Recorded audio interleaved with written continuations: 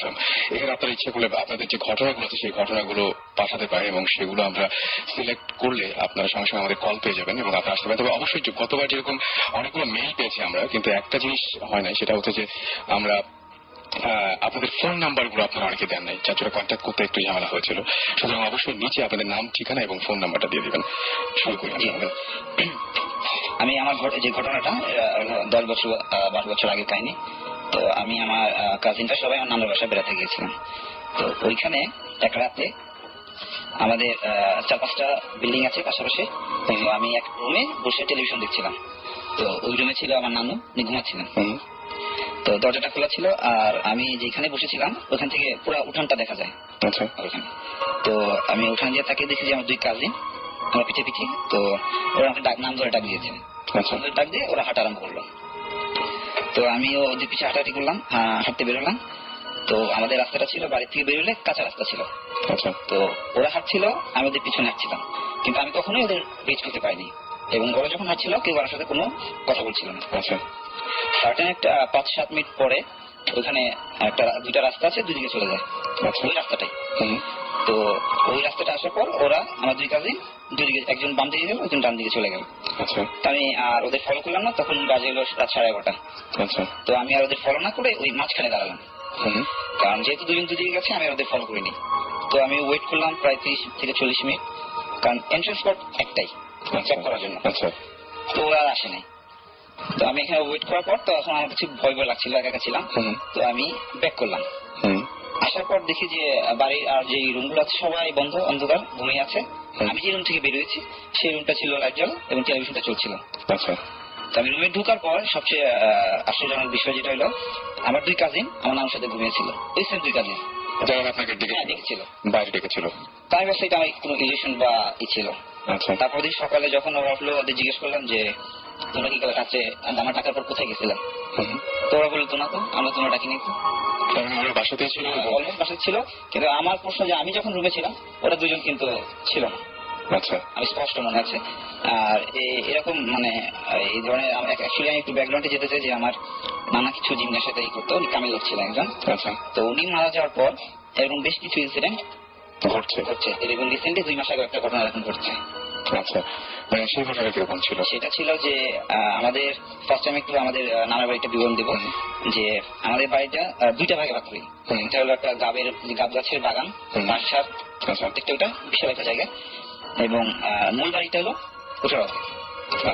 তো আমরা যে বাড়িটা, ওই বাড়িটা এখন পুরান বাড়ি, ওটা পরিত্যক্ত। আমরা আরেকটা বাড়িতে এখন আসি। তো আমার মামা ওই বাড়িতে একটা কিছু আবার বিল্ডিং টিল্ডিং করে লোক মানে থাকার জন্য কেয়ারটেকার হিসেবে কাউকে রেখেছিলাম লাস্ট 2 মাস আগের কথা।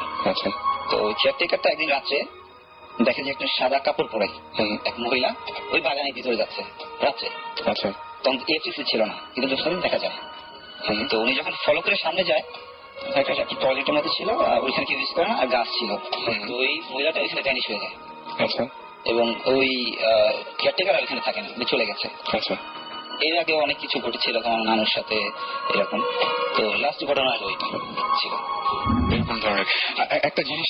সুমন ভাই, আমি সবসময় দেখি সবাই যখন বলে, অনেকে জিনের গল্প বলার সময় একটা কথা বারবার করে বলে যে আমার অমুকে বা আমার অমুক আত্মীয় বা অমুকে জিন পুষতেন।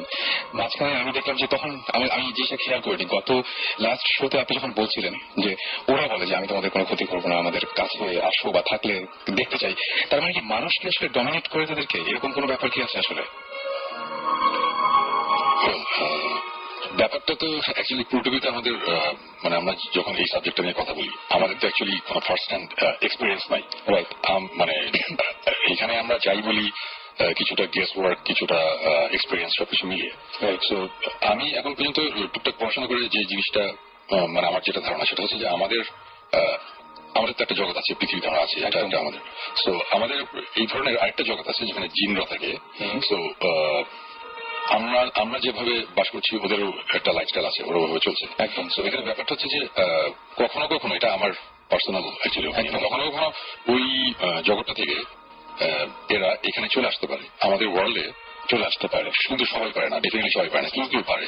ঠিক কেউ কেউ যারা যারা পারছে নিশ্চয়ই তাদের একটা স্পেশাল ক্ষমতা আছে, বা যে কারণে আসতে পারছে না, তো সবাই আসতো, রাইট? সো ঠিক তেমনি ভাবে আমার ধারণা মানুষদেরও কারো কারো এই ব্যাপারটা আছে, তারা হয়তো বা ওই জগৎটাতে যেতে পারে অথবা ওই ওয়ার্ল্ডটার সাথে বা ওই ওয়ার্ল্ডের এই প্রাণীদের সাথে বা এই যে জিন যাদের সাথে কমিউনিকেট করার একটা ক্ষমতা আছে। আচ্ছা, বিকজ আমি এরকম অনেককে দেখেছি যে সে কোনো একটা প্লেসে গেলাম, হয়তো আমার মনে হচ্ছে যে এখানে হয়তো বা সামথিং ইজ রং হিয়ার, মানে কিছু একটা হচ্ছে বা কিছু একটা প্রবলেম আছে। হয়তো বা আমরা 4-5 জন গেছি, তার মধ্যে দেখা গেল যে একজন ঠিকই টের পেয়ে গেছে, হয়তো বলছে শোনো এই জায়গাটা একটু কেমন জানি, মানে সামথিং ইজ রং।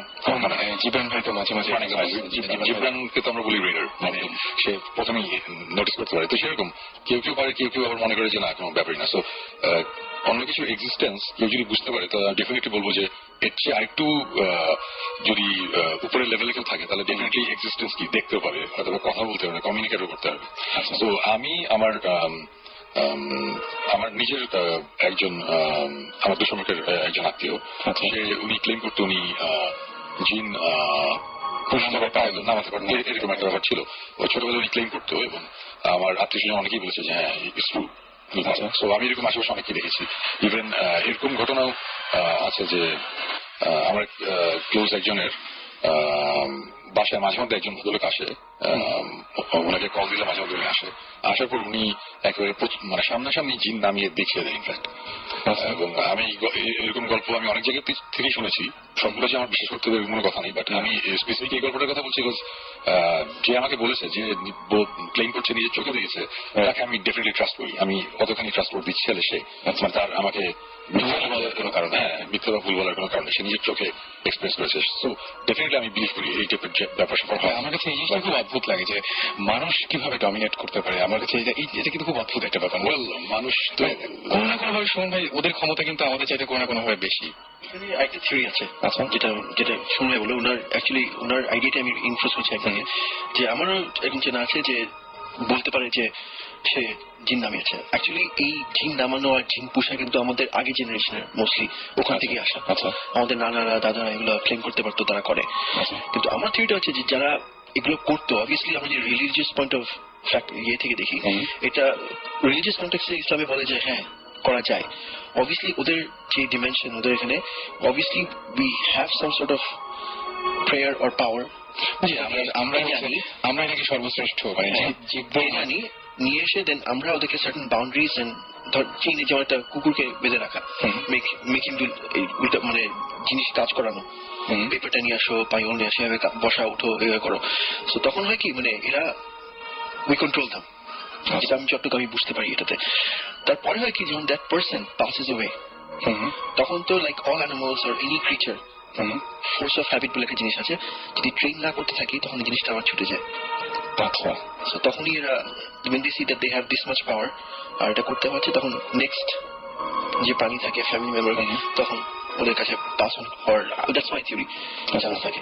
সো এগুলো বসা টসা তখন ইউনো জেনারেশন থেকে জেনারেশন যায়, এভাবেই আমার একটা থিওরি এইভাবে কাজ করতে পারে। আচ্ছা, আমি আরো একটা কোশ্চেন করবো, সেটা হচ্ছে যে আপুর কাছে থাকবে এটা, সেটা হচ্ছে যে আপু আপনার কি ফ্যামিলিতে এরকম কোন জিন বা এরকম কোন ঘটনা ছিল কিনা কখনো, বা এরকম জিন রিলেটেড কিছু ছিল কখনো? জিন রিলেটেড বলতে যে আমার নানা জিন পালতেন। হ্যাঁ, তো উনি এই ছিলেন, মানে পালতেন মানে কি উনি পীর ছিলেন, তো উনি কিন্তু একটা ভালো সরকারি অফিসার ছিলেন। তো একটা টাইমে উনি চলে গেছেন, কুষ্টিয়াতে চলে গিয়ে উনি মানে একদম আধ্যাত্মিক লাইনে চলে গেছে। এবং ওনার নানা ছিলেন যে ওনার একটা মাজারও আছে ওখানে, জিন্দা পীর বলে। কারণ ওনাকে জিন্দা পীর এর জন্য বলা হতো যে উনি মারা যাওয়ার সময় উনি একদম বলে গিয়েছিলেন যে আমি এখন মারা যাচ্ছি, একদম খাটিয়াতে শুয়ে, এই যে আমি মারা যাচ্ছি এইভাবে শুয়ে, সে মানে জাস্ট বলে গেছে। এবং উনি ওনার ওয়াইফকে বলেছিলেন যে আমি মরে যাচ্ছি, কিন্তু আমি বলতে পারছি, কবরে যেতে পারছি না শুধুমাত্র তোমার কিছু কাজের জন্য। হ্যাঁ, তো ওইটার থেকে কিন্তু আমার মানে ওটা ছিল আমার নানার নানা। তো ওইভাবে হচ্ছে কি যে উনি পালতেন, এবং উনি মানে এরকম আমার চাচারা যেমন আমার আম্মার সাথে আমার আব্বার বিয়ে হয়, তো তখন আমাদের ফ্যামিলি মানে আমার দাদার ফ্যামিলিতে এটা একটা নতুন ঘটনা, জিন আবার কিভাবে পালে। তো নানা যখন নামাজ পড়তেন বৃহস্পতিবারের দিকে দিনে, তখন ওনার পাশে কিন্তু 4টা জায়নামাজ এরকম বিছানো থাকতো খালি, ওখানে কেউ নামাজ পড়তো না। ওটা ছিল যে জিনরা নামাজ পড়ে ওখানে, কারণ জিনরা নামাজ পড়ে। হ্যাঁ, অবশ্যই। এরকম ছিল। তো আমার যেটা মনে আছে যে একবার আমার চাচা উনি গেছে ওখানে, মানে বেড়াতে গেছে না আমার নানির বাড়িতে। তো যাওয়ার পরে তো ওখানে তো অনেকেই আসছে যে জিনে ধরেছে, মানে ওনাকে একটু দোয়া পড়ে দিতে পারে। জিনে ধরলে কিন্তু বিকট রকম আর একটু অন্যরকম হয়ে যায় মানুষের, মানে সবকিছু আচরণটা পুরাই অন্যরকম হয়ে যায়, সবকিছুই মানে অন্য ধরনের হয়ে যায়। তো এরকম একটা মহিলা এসেছে, তাকে জিনে ধরার পরে তো নানা এরকম দোয়া পড়ার পরে ওকে ইসের সাথে আটকে রেখেছে, মানে যে পেয়ারা গাছের সাথে এরকম আটকে আছে, একদম সেটে থাকে যে ওইভাবে। তো বলছে না আমি যাবো না যাবো না, ও বলতে থাকে যে ওকে বলছে না তুমি ছেড়ে দাও ওকে, কারণ মহিলাটা অন্যরকম হয়ে গেছে, ঘর বাড়ি সংসার সব ছেড়ে দিছে, সে সংসার করবে না, মানে এরকম মানে বনে বাজারে ঘুরে বেড়াচ্ছে। তো এই জন্য ওকে নিয়ে আসছে, আসার পর বলছে না আমি যাবো না যাবো না। তারপর বলছে না, অনেক বোঝানোর পরে যখন ওকে ও বললো যে হ্যাঁ চলে যাবে, তো যাওয়ার সময় বললো যে তুই যাবি যে তার প্রমাণটা কি, একটা প্রমাণ দিয়ে যেতে হবে। তো কারণ সে যে চলে যাবে, তখন বললো যে উঠানে কাপড় নাড়া ছিল, বলেছে আমি যাওয়ার সময় এই কাপড়টার ভিতর দিয়ে যাব। তো যখন নাকি পাস করেছে ওই কাপড়টা ছিদ্র হয়ে চলে গেছে। আচ্ছা, এটা কিন্তু দিনের বেলার ঘটনা, রাতের কোনো ঘটনা আমি না। বুঝতে পারছি। হ্যাঁ, তো এটা কিন্তু মানে এমন অবস্থা, তো আমার চাচা ওটা দেখে এসে তার জ্বর হয়ে গেছে, সোজা কথা। কারণ এটা তো একদম অবাক ব্যাপার, একদম যে অবাস্তব একটা ঘটনা। মানে অবাস্তব মানে কি যে কেমন একটা ঘটনা। হ্যাঁ, তো এই একটা ব্যাপার। তারপর হলো যে আমার নানা যখন মারা গিয়েছেন, তখন মারা যাওয়ার পরে যে 40 দিনের যে একটা দোয়া হয়, তো তো সবাই গ্রামের মানুষকে খাওয়ানো হয়েছে। তো রাত্রিবেলা যখন সব খাওয়া দাওয়া শেষ, গ্রামের মানুষকে রাত সন্ধ্যার মধ্যে খাওয়া দাওয়া শেষ, তো রাতের দিকে মানে 12টার দিকে এমন একটা বিকট আওয়াজ, কাঁসার কাঁসার এই বাজালে যেরকম একটা আওয়াজ হয়, হ্যাঁ ওরকম বিশাল আওয়াজ, পুরো মনে হচ্ছে আকাশ কাঁপছে একদম, এরকম আওয়াজ করে আসছে। অনেকেই শুনতে পেয়েছে, অনেকে না, ওখানে যারা ছিল সবাই শুনেছে। আচ্ছা, শুনেছে। তো তখন ওটা তো গ্রামে তো এত রাতে, মানে 73, তখন তো, এখন তো গ্রামে তো রাতে জাগে, তখন তো রাতে কেউ জাগতো না। ওই যারা কাজ টাজ করে রাত্রে হয়তো আমরাই বসে আছি, যে সারাদিনের ওই ব্যাপারটা নিয়ে কথাবার্তা হচ্ছে। ওইটা কত রাত হবে, 10টা, মানে 10টা থেকে 12টার মতো আর কি, এরকম রাত। তখন তো ওটা বেশ অন্ধকার হয়ে যায় রাতের বেলাটা। তো তখন ওই যারা বসেছিল তখন বললো যে জিনরা, মানে যারা জিনরা তো নানার সাথে থাকতো, ওরা আসছে, মানে ওরা আসছে, এটা মানে ওদের যে একটা জানান দিয়ে যাওয়া যে আমি আসছি। এই যে ওরা যে ছিল, এই যে এখন তো আপনার নানা উনি বেঁচে নেই, তারপরে ফ্যামিলিতে আর কারো কোনো ক্ষতি বা কোনো ক্ষতিকর জিন ছিল না, বা উপকার কোনো কিছু অস্বাভাবিক কোনো ঘটনা পরবর্তীতে ঘটেছে নাকি? যে আপনার নানা মারা যাওয়ার পর থেকে আর এই জিনিসটা নাই ওখানে, মানে নানা মারা যাওয়ার পর থেকে, মানে কি নানা মারা যাওয়ার পরে এই ঘটনাটাই শেষ। তারপরে কিন্তু আর কোনো ঘটনা ঘটে নাই, কারণ যে নানা ওই চর্চাটা কিন্তু অনেকদিন করতে পারেনি, কারণ নানা অসুস্থ হয়ে মারা গিয়েছেন। তো যে ওইটা জাস্ট মানে যে নানা যখন মারা যান, তখন নানা কিন্তু প্রায় মানে উনি 71 উনি অসুস্থ হয়েছিলেন। তো তারপরে 73-তে উনি মারা গেছেন। তো এইটুক সময় কিন্তু উনি একদম অনেক অসুস্থ ছিলেন। তো কিন্তু উনি যখন মারা যান, যেই দিন মারা যাচ্ছে, মৃত্যু সজ্জা, মানে মৃত্যু মুখে একদম চলে যাবে যখন, তখন কিন্তু উনি অনেক জোরে ইয়াসিন সূরা পড়েছিলেন, একদম পুরা ইয়াসিন সূরা। তো এটা তো একটা আশ্চর্য ব্যাপার। উনি কিন্তু তখন ওনার কিছু মনে নাই, কারণ উনি যখন 73-তে 72-তে তখন উনি একদম 47-এর আগে চলে গেছিলেন, ওনার মানে ব্রেইন হ্যামারেজ হয়েছিল। তো উনি কিন্তু এই সময় ছিলেন না, উনি সব 47-এর আগে কথা বলতেন, ওনার বিয়ে হয়েছে, বাচ্চা হয়েছে, মানে ওই টাইমে। কিন্তু তখন যিনি মারা গেছেন, মানে ওনার কোনো সেন্স ছিল না, কিন্তু যখন মারা গেলেন, মারা যাওয়ার সময় যে মানুষকে একদম মানে উনি পুরা ইয়াসিন সূরা উনি জোরে জোরে পড়েছেন। শুনবে, আমরা তো বেশ কিছু ঘটনা জানলাম, এখন তাহলে কি করা যেতে পারে? আমরা কি এখন কোনো আর কোনো ঘটনায় যাবো না, একটা ব্রেক নেবো? কি করা যেতে পারে? ব্রেকের পরে আমরা আমাদের ঘটনায় ফিরে আসছি, রাইট? সুতরাং আমরা ব্রেক নিই এবং সাথে থাকুন, আর সেই সাথে আমাদের SMS করে আপনাদের অনুভূতিগুলো জানিয়ে দিন। আর অনুভূতি জানলে যেটা করতে হবে, শাউট লিখে স্পেস দিয়ে আপনার নাম লিখে স্পেস দিয়ে আপনার মেসেজ লিখে পাঠিয়ে দিতে হবে 9840 নাম্বারে। আর এই মুহূর্তে আপনাদের জন্য যে গানটা প্লে করছি সেটি হচ্ছে the ghost of you by Michael Landsbrock. চলুন শুনে আসি গানটি।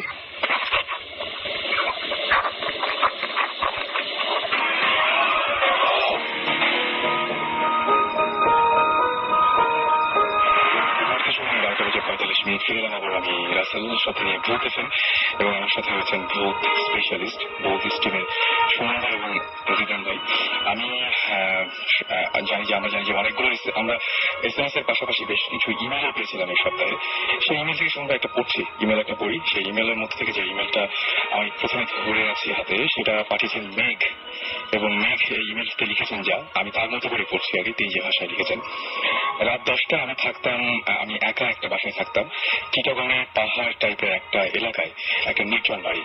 মেঘলা ছিল পরিবেশ। আমি ছাদে যেতাম, একা থাকতাম, বাসায় ভালো লাগতো না।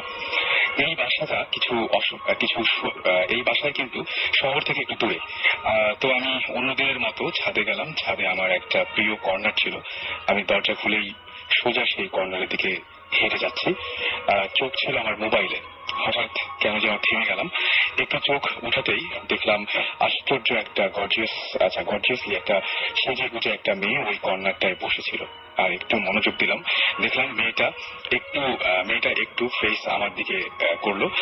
অবাক করার স্পষ্ট ছিল দুইটা চোখ, এবং মানে খুব স্পষ্ট ভাবে তাকিয়েছিলেন তিনি, এবং বলছে যে চোখ ধরে আমার জল ছিল, এবং তিনি পুরো অবশ হয়ে গেছিলেন ওই সময়।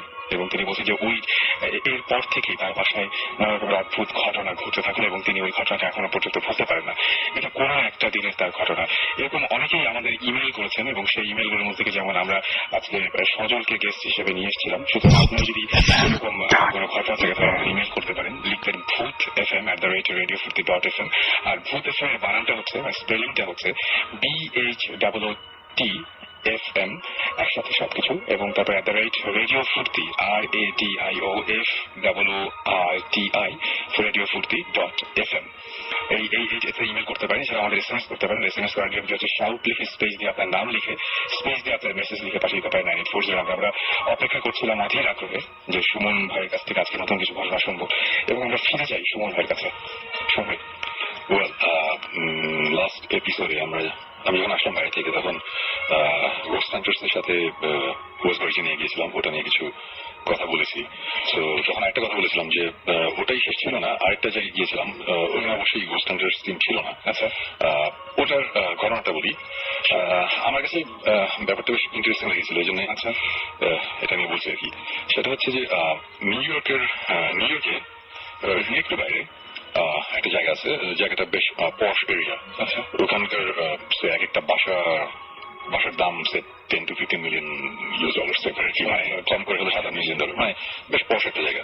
তো ওখানে একটা কাপল, মানে এই ঘটনাটা অ্যাকচুয়ালি আমি শুনেছি নিউ ইয়র্কে যাওয়ার পরে। আমি যখন এই ভূত এফএম নিয়ে যখন আলাপ করছিলাম, তখন একজন বললো যে আমি একটা ঘটনা জানি, এটা শুনেন।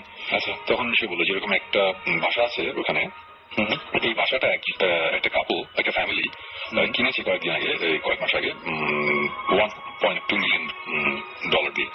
তো যেটা কিনা অনেক কম আর কি ওই এরিয়ার জন্য। আচ্ছা, তো অনেক সস্তায় পেয়েছে, বাসাটা কিনে নিয়েছে। বাট তারপর বাসাটা সম্বন্ধে কিছু গল্প আছে, ব্যাকগ্রাউন্ড। সেটা হচ্ছে যে এখানে এই বাসায় দুটো মানুষ সুইসাইড করেছে, এবং এই বাসাটার ভিতর গিয়ে কেউ যদি থাকে কিছুদিন, তাহলে নাকি বেশ কিছু জিনিস হয়। মানে নট দ্যাট যে তারা কিছু দেখে, কিন্তু যেটা হয় যে mentally most of the people depressed হয়ে যায় আস্তে আস্তে। আচ্ছা, আস্তে আস্তে মন খারাপ হয়ে যায়, ডিপ্রেসড হয়ে যায়, এবং সুইসাইডের কাহিনী আছে। এবং সে মানে খুব ক্লোজ, হয়তো বা যারা এখানে আছে তাদের মধ্যে হয়তো খুব ভালো সম্পর্ক, কিছুদিন থাকার পর দেখা যায় যে সব সমস্যা শুরু হয়, রিলেশনশিপে বা সমস্যা হয়, গ্যাঞ্জাম হয়, এই ধরনের জিনিসপত্র হয়। তো শুনে আমার কাছে খুব ইন্টারেস্টিং লাগলো, কজ আমরা এই লাস্ট 2-3 বছর ধরে যে ইনভেস্টিগেশন গুলো করছি, এর মধ্যে আমরা এরকম প্লেস পেয়েছি যেখানে গেলে একটু অন্যরকম ফিলিং হয়। মানে নট দ্যাট যে আমরা সবসময় দেখছি এই সাদা কাপড় পরে সবসময় ঘটনা হচ্ছে, কিছু কিছু জিনিস আছে যেগুলো অ্যাকচুয়ালি আমরা ঠিক মানে বলে বোঝাতে পারি না, কিন্তু আমরা ফিল করি, রাইট? সো আমরা এরকম সিচুয়েশনের মধ্যে পড়েছি যে যাওয়ার পরে বা কোনো একটা প্লেসে গিয়ে এরকমও হয়েছে যে একবার আমার সাকিবের মধ্যে অলমোস্ট ঝগড়াঝাটি লেগে গিয়েছিল ওখানে গিয়ে। হ্যাঁ, একটা প্লেসে গিয়ে এরকম জায়গা আছে ঢাকা বাংলাদেশে। এবং তারপরের দিন আমরা যে আমরা কেন ওরকম ভাবে রিয়েক্ট করছিলাম। সো এই টাইপের সিচুয়েশনে আমরা পড়েছি। সো যখন শুনলাম যে ওই বাসাটায় গেলে নাকি এরকম হয়, তখন আমি খুব ইন্টারেস্টেড হয়ে গেলাম। তখন আমি বললাম ঠিক আছে, আমাকে গল্পটা বলেন। সো গল্পটা ছিল এরকম যে যে ফ্যামিলি এখনো আছে ওই বাসায়, ওরা উঠলো, ওদের একটা বাচ্চা আছে। আচ্ছা, ওই বাসায় ওঠার পর প্রথমে সবকিছু ঠিকঠাক, কোনো অসুবিধা নাই। আর আমেরিকায় যেটা হয়, মানে পশ্চিমা দেশগুলোর মধ্যে এটা খুব কমন যে বাচ্চাদের একটা ইমাজিনারি ফ্রেন্ড হয়।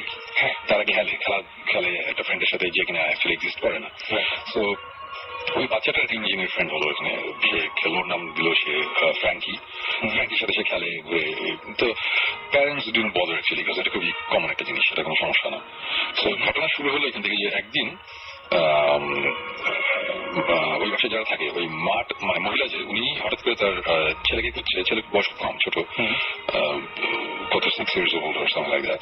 তো খুঁজছে, ওকে খুঁজে পাচ্ছে না, ডাকছে শুনছে না, তখন তার বেডরুমে গেল, দোতলায় বেডরুমে গিয়ে দেখে যে বেডরুমের তার ছেলে নেই।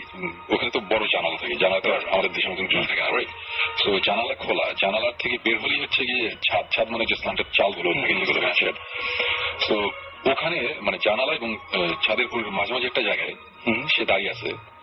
জানালা এবং ছাদের মানে জানালা থেকে সে বের হয়ে গেছে অলমোস্ট, এরকম একটা জায়গায় সে মানে জাস্ট দাঁড়িয়ে আছে আর কি। তখন সে বললো যে তুমি এখানে কি করছো? তখন ছেলেটা বললো যে Frenkie told me to jump. Frenkie তো এক্সিস্টই করে, এক্স্যাক্টলি। ওর ফ্রেন্ডটা নাকি ওকে বলেছে যে জাম্প করতে ছাদ থেকে। আচ্ছা। তো সাথে সাথে তার মা তো ভয় পেয়েছে, দৌড়ে গিয়ে কোনো মতে তার ছেলেকে ওখান থেকে টেনে আবার ঢুকে নিয়ে রুমের মধ্যে নিয়ে আসছে। তো এটা আবার নিয়ে বাসায় আলোচনা করেছে। বাট এই ফ্যামিলিটা অ্যাকচুয়ালি এইসব ভূত টুত বা এই ধরনের স্পিরিট এগুলোতে অ্যাকচুয়ালি একদমই বিশ্বাস করে না, একটু নাস্তিক টাইপের আর কি। তো তারা অ্যাকচুয়ালি মনে করেছে যে হয়তো ছেলেটা আপসেট কোনো কারণে এরকম একটা বাচ্চা তো এরকম একটা কাজ করেছে, তো ওটা নিয়ে পাত্তা দেয়নি।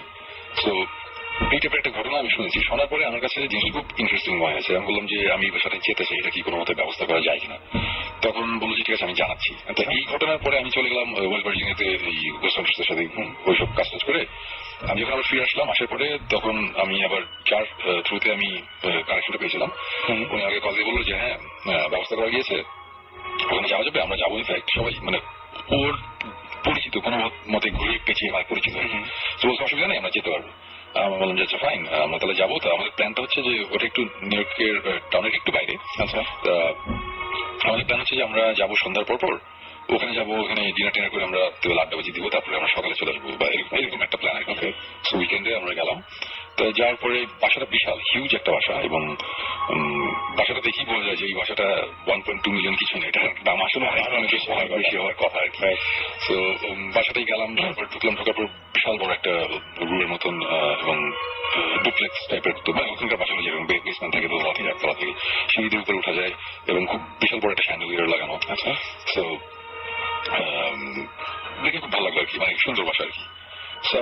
আমরা ঢুকলাম, ঢুকে আমরা প্রথমে এভরিথিং ওয়াজ নর্মাল, কোনো অসুবিধা নেই। আমরা বসলাম, আড্ডা দিচ্ছি, গল্প করছি। আমরা ডিনার টিনার করে রাত্রেবেলা আবার বসলাম। ওদের একটা লাইব্রেরি আছে বিশাল বড়, এটা হচ্ছে দোতলায়। সিঁড়ি দিয়ে উঠে লাস্ট কর্নার লেফট সাইডে, সেকেন্ড লাস্ট কর্নারে আর কি। তো আমরা গিয়ে লাইব্রেরিতে বসলাম। লাইব্রেরিটা দেখতে একটু স্পুকি, মানে বেশ বড় এবং ছাদ পর্যন্ত সব বই রাখা, যাবতীয় বই, সুন্দর আর কি, একটু ভিক্টোরিয়ান স্টাইলের বাসাটা আর কি। তো ওখানে আমরা বসে গল্প করছি, গল্প করতে করতে একটা জিনিস হলো, জিনিসটা একটু আগে একটু এক্সপ্লেনেশন দেওয়া উচিত। আমরা যখন বাসায় ঢুকেছিলাম তখন আমি নোটিস করছিলাম বাসাটা, যেখানে স্যান্ডেলিয়ার ওইখানে 3টা বেলুন ঝুলছিল, মানে ওই গ্যাস বেলুন টাইপের। আচ্ছা। তো এগুলো কোনোভাবে হয়তো বা বাচ্চাটার হাত থেকে ছুটে গিয়েছিল, মানে উপরে ওই থেকে গেছে আর কি, এরকম একটা সিচুয়েশন। তো এটা তখন অতটা পাত্তা দিইনি। বাট মজার ব্যাপারটা হচ্ছে যে যখন আমরা বসে গল্প করছি, করতে করতে হঠাৎ করে একটা সময় আমরা হালকা একটু মানে হয় না যে কথা বলতে বলতে হঠাৎ সবাই থেমে যাই, এটা ব্যবস্থা। আর গল্প করছি ভূত টুত নিয়ে, সো এনভায়রনমেন্ট একটু অন্যরকম। সো সবাই একটু চুপচাপ। হঠাৎ করে একটা খুব কি বলবো, এটা নয়েজটা কিরকম, মানে খুবই হালকা একটা আওয়াজ। এটা খুব একটা মানে নোটিস করার মতন কিছু না, খুবই নর্মাল। এগুলো রাতে আমরা ঘুমাতে গেলে মাঝে মাঝে টুকটাক এটা আওয়াজটা আমরা শুনি, সিরিয়াস কিছু না। বাট তখন এনভায়রনমেন্ট এরকম ছিল, তা আওয়াজে আমরা সব একটু চমকে গেছি। আচ্ছা। যাওয়ার সাথে সাথে আমাকে যেই ভদ্রলোক নিয়ে গেছিলেন ওই বাসায়, সে হঠাৎ করে বললো কি যে ওখানে বাইরে থেকে কিছু একটা আওয়াজ, চলে যাই দেখি। বললাম না এটা সিরিয়াস কিছু না, বলে যে না চলে যাই দেখি। মানে সবাই একটু ভয়, এবং বারবার আমি বলছিলাম যে ভয় পেলে অ্যাকচুয়ালি ফেস করা উচিত। তো হয়তো বা উনি হয়তো ভয় পেয়েছিল, আমি জানি না যে কারণেই হয়। তা আমরা দুজন হাঁটা দিলাম, হাঁটা দিয়ে আমরা লাইব্রেরি দরজার কাছে গেলাম। দরজাটা খুলেই আমরা যে সিনটা দেখলাম, এটা মানে এটা ভূতের কিছু না, বাট জিনিসটা খুব উইয়ার্ড ছিল। সেটা হচ্ছে যে দরজাটা খোলার সাথে সাথে মুখের সামনে একটা বেলুন। আচ্ছা। সেই 3টা বেলুনের একটা বেলুন আমরা বুঝতে পারলাম আর কি, মানে বেলুনটা কোনোভাবে ভাসতে ভাসতে পুরো আমাদের দরজার কাছে চলে এসেছিল, এবং ওই হালকা মানে বাড়ি মানে একটা ঘষা খায় না, তখন আমরা বুঝতে পারলাম যে আওয়াজটা কিসের ছিল। আচ্ছা। মানে বেলুনটা দরজাটা খোলার সাথে সাথে বেলুনটা ফার্স্টে পিছনে গিয়ে এবার ঢুকে পড়লো, এটা মানে বাতাসের ব্যাপারে। হ্যাঁ অবশ্যই। তো ঢুকলো, ওটা দেখে আমরা একটু চমকে গেছিলাম। তখন আমি বললাম যে এটা কি ওই 3টা বেলুন নাকি, এটা বের করতে হবে। বাসায় আমি 3টা বেলুন দেখেছি, হয়তো আরো বেলুন আছে, এটা তো পাঠিয়ে ছিল, আমরা খেয়াল করিনি। সো আমি তখন আবার একটু জোরে সোরে হেঁটেই আমি আবার গেলাম ওখানে গিয়ে দেখলাম যে ওখানে বেলুন আছে 2টো, পিঙ্ক বেলুনটাই এটাই, এটা। তো তখন আমি চিন্তা করলাম যে জিনিসটা কোইন্সিডেন্স বলাটা ঠিক হবে না, বেলুনটা অনেক ঘুরে এখানে আসতে হবে। বাট বেলুনটা এসে কেন আমাদের দরজার সামনে এখানেই কেন আসবে, এখানে কেন আসবে, আমাদের প্রশ্ন সেটাই। তখন আমার কাছে একটু উইয়ার্ড লাগলো জিনিসটা, যে আমার সাথে যে জিনিস বলে যে কি বুঝলাম, কি মনে হচ্ছে। আমি বললাম যে আমি ঠিক বুঝতে পারছি না, বাট ব্যাপারটা আমার কাছে খুব একটা নর্মাল মনে হচ্ছে না আর কি। তাই এরকম কথাটা তো বলছি। তখন বাসার যে মালিক, তার ওয়াইফ, উনি আমাদের বললো যে তোমরা কি কফি খাবো নাকি। তা আমি তো বললাম কফি অ্যাডিক্ট। আমি বললাম যে হ্যাঁ অবশ্যই আমি কফি খাবো। তো সে কফি বানাতে যাবে, কফি বানাতে গেল, আমরা এখানে বসলাম, তারপরে হঠাৎ করে দেখলাম যে সে দৌড়ে আসলো, মানে এসে বললো যে মানে তার ছেলে রুমে নাই আর কি। আচ্ছা, তার ছেলে রুমে নাই। তখন সবাই একটু প্যানিক করে শুরু করলাম। আচ্ছা ঠিক আছে, বাসাটা বিশাল বড়, হ্যাঁ। তো আমরা নিচে যাচ্ছি, উপরে যাচ্ছি, করতে করতে হঠাৎ করে তার ছেলেটা বাবা, মানে যে মেইন ওনার, সে দেখলাম যে চিৎকার করে সবাইকে রাখছে বাইরে আসো বাইরে আসো। আমরা তখন দৌড়ে, মানে বাসাটার ব্যাক ইয়ার্ডটা বেশ বড়, ওখানে বেশ পোর্স টোর্স আছে, কাঠের, মানে ওখানে বসার সুন্দর জায়গা আছে। তারপর হচ্ছে বিশাল বড় একটা মাঠের মধ্যে, ব্যাক ইয়ার্ড বিশাল বড়। ব্যাক ইয়ার্ডের পরে হচ্ছে একটা জঙ্গলের মতন। এবং তখন যে সিনটা দেখেছি এটা বেশ ভয়ঙ্কর ছিল আমার জন্য, বিকজ নর্থদের জন্য কোনো ভূত দেখেছি বা কিছু দেখেছি, বাট সিনটা আমি কিভাবে, মানে আমি যে দৃশ্যটা দেখেছি সেটা হচ্ছে যে বাচ্চাটা দূরে ওই ব্যাকেটটা যেখানে শেষ হয়েছে, তার ওখানে তো কাঠের একটা বেড়া টাইপের দেয়া, হ্যাঁ। তো ওটার একটা দরজা আছে, দরজাটা খোলা, এবং সে ওটা পার হয়ে চলে গেছে। এবং কাঠের নর্থদের যে ওয়ালটা অনেক উঁচু না, মানে ওই কোমরের হাইট টাইপের আর কি। তো পিছনে সুন্দর দেখা যাচ্ছে সবকিছু। পেছনে যে জঙ্গলে একটা গাছের এখানে ছেলেটা দাঁড়িয়ে আছে, এবং সে উইয়ার্ড কেমন যেন অঙ্গভঙ্গি হচ্ছে, মানে দেখতে জিনিসটা খুবই উইয়ার্ড ছিল, মানে বেশ ভয়ঙ্কর ছিল। ইনফ্যাক্ট আমরা দৌড়ে এখানে গেলাম, দৌড়ে যাওয়ার পরে আমাদের যে সিনটা দেখলাম সেটা হচ্ছে যে বোঝা গেল যে ছেলেটা কোনো একটা ট্রান্সের মধ্যে, মানে কিছুর মধ্যে আছে। ওর মুখ যে ফ্যানা টানা টাইপের বের হচ্ছে, মানে চোখ টোক মানে উল্টে যাওয়া বলে না, যে একটু সাদা টাইপের হয়ে যায়, মানে মনটা হারা যায় কিছুটা উল্টে, মানে দেখতে খুবই ভয়ঙ্কর। এবং সে একটা গাছের মধ্যে 2টা হাত দিয়ে একটা গাছকে খামচি দিচ্ছে ভয়ঙ্কর ভাবে। মানে এটা আমি অ্যাকচুয়ালি ঠিক রেডিওতে বলতে পারছি না, এটা না দেখলে বোঝা যাবে না জিনিসটা কতটা মানে ফ্রিকি। মানে আমরা দেখে আমরা বললাম যে এটা কি, তখন দৌড়ে ওকে ধরা হলো, এবং ব্যাপারটা অনেক সিরিয়াস পর্যায়ে চলে গেছিল। মানে 911 কল, অ্যাম্বুলেন্স, হসপিটাল, মানে অনেক ব্যাপার হলো। ডক্টররা, আমরা তারপর বাচ্চাটাকে নিয়ে চলে গেলাম এই কাছে হসপিটাল। এবং তখন যেটা বললো যে ওই যে ডক্টরদের এক্সপ্রেশনটা সেই যে এপিলেপসি টাইপের একটা ব্যাপার, মানে কনভালশন হয়েছে এই টাইপের একটা জিনিস। বাট ট্রাস্ট মি, ওইখানে দাঁড়িয়ে আমাদের যে ফিলিংটা হয়েছিল, যা হয়েছিল, মানে ভালো লাগে না আর কি। আমার কাছে তো পুরোপুরি মনে হচ্ছে পজেস্ট হয়েছিল। আমারও সেম ধারণা যে ওরকম একটা কিছু, কিন্তু মানে ভেরি আনফর্চুনেট যে তাদের প্যারেন্টস অ্যাকচুয়ালি এগুলো একদমই বিশ্বাস করে না, একদমই না। হ্যাঁ, উনি এতদিন ধরে বাসায় আছে। হ্যাঁ, তো ওনাদের এর আগে অনেকে নাকি বলেছে, ওরা শুনে নাই, আমিও বললাম, বাট তারা পাতাটা দিল না। বাট আমরা ওইখান থেকে ওখান থেকে চলে আসি, বাট ঘটনাটা কিন্তু এখানে শেষ হয়নি। ঘটনাটা শেষ হয়েছে আমি ঠিক ঢাকায় আসার 3-4 দিন আগে। আমার যে ফ্রেন্ড, মানে যিনি আমার সাথে যোগাযোগ করিয়ে দিয়েছিল, উনি আমাকে কল দিয়ে খুব, মানে বেশ ভাবাচ্ছে, খুব এক্সাইটেড, মানে কেমন অবস্থায় আমাকে কল দিয়ে বলে যে সময় একটা ঘটনা ঘটছে। বলে কি হয়েছে, বলে যে এই উইকেন্ডে, মানে আমি আসার আগে যে উইকেন্ডে ছিল, যে এই উইকেন্ডে ওই ফ্যামিলি যেটা করেছিল যে তাদের 4 জন ফ্রেন্ডকে, ফ্রেন্ডের ফ্যামিলিকে দাওয়াত দিয়েছিল রাত্রেবেলা উইকেন্ডে, আর ওই বাসা বসে আড্ডা দিবে, গল্প গুজব নিয়ে। তো ডিনারের পরে তারা বসে আড্ডা দিচ্ছিল, এবং দিতে দিতে একটা সময় তারা সাম মুভি নিয়ে তর্কের মধ্যে যায় আর কি। আচ্ছা, তর্ক বিতর্ক শুরু হয় একটা মুভি নিয়ে, এবং এরকম একটা অবস্থায় যায়, ঝগড়াঝাটি ছিল, একসময় হাতাহাতি, তারপরে মানুষজন ইনজুর পর্যন্ত হয়। এটা নিয়ে থানা পুলিশ টাইপের একটা সিচুয়েশন হয়ে গেছে। এবং সবচেয়ে ইন্টারেস্টিং ব্যাপার হচ্ছে এর পরের দিন সবাই বলছে যে আমরা কেন একটা মুভি নিয়ে মারামারি করছিলাম, আমরা এখনো জানি। খুবই অদ্ভুত ব্যাপার। তখন আমি এই ঘটনাটা শোনার পর বললাম যে আপনি যাই করেন, আপনি ওই লোককে আবার বোঝাই বাসাটা ছেড়ে দিতে। এই 1.2 মিলিয়নের লোক আমার মনে হয় না রাখি ভালো, বিকজ এখানে কিন্তু তাদের বাচ্চারও একটা ব্যাপার আছে, রাইট? সো মানুষজনের সেইভাবেই হচ্ছে। আমি এখনো জানি না অ্যাকচুয়ালি চোখের সামনে দেখতে পাচ্ছি। আমার কাছে না একদম ঘটনাটা, মানে আমি এরকম ঘটনা একদম এই সমস্ত ক্ষেত্রে হচ্ছে এরকমই হয়, সিচুয়েশনটা এরকম তৈরি হয়ে যায় কিনা। আমি যেটা বলছি সেটা গল্প, একেবারে গল্প। ওমেন মুভিতে যেরকম দেখা যায় যে বাচ্চাটা বারবারই বাচ্চাটার মধ্যে একটা অস্বাভাবিকতা দেখা যাচ্ছে, তো বাবা কিছুতেই বিশ্বাস করছিল না যে তার মধ্যে কিছু একটা আছে। এবং আপনি যতবার গল্পটা বলছেন আমার কেমন জানেন ওই ওমেনের ওই বাচ্চাটা চেহারা ভেসে উঠছিল বারবার করে। ঘটনা দুটো একদমই আলাদা, কারণ ওটা আবার দেখা যায় একটা কুকুর আছে, ওইখানে বাস্তব জিনিসটাও একদমই আলাদা। কিন্তু আমি সবসময় দেখি যাদের বাসায় থেকে এবং যারা ডিসিশন মেকার এই পর্যায়ে গিয়ে কখনোই তারা বিশ্বাস করে না যে আসলে কোনো কিছু একটা ব্যাপার আছে, এই বাসায় ছাড়তে হবে।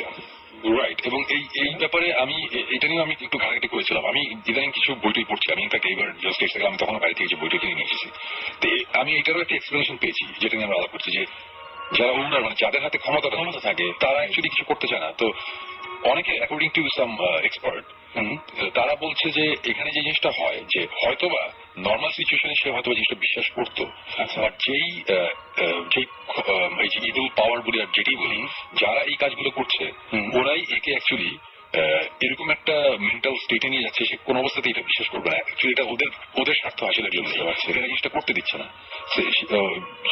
রাত্রেবেলা মারামারি করার পর সকালবেলা যখন তারা চিন্তা করছে আমরা কেমনি করছিলাম, হয়তোবা এরাই হয়তো বা 5 বছর পর হয়তো চিন্তা করবে আমরা কেন এই বাসা থেকে বের হইনি, এখন তো বুঝতে পারছি।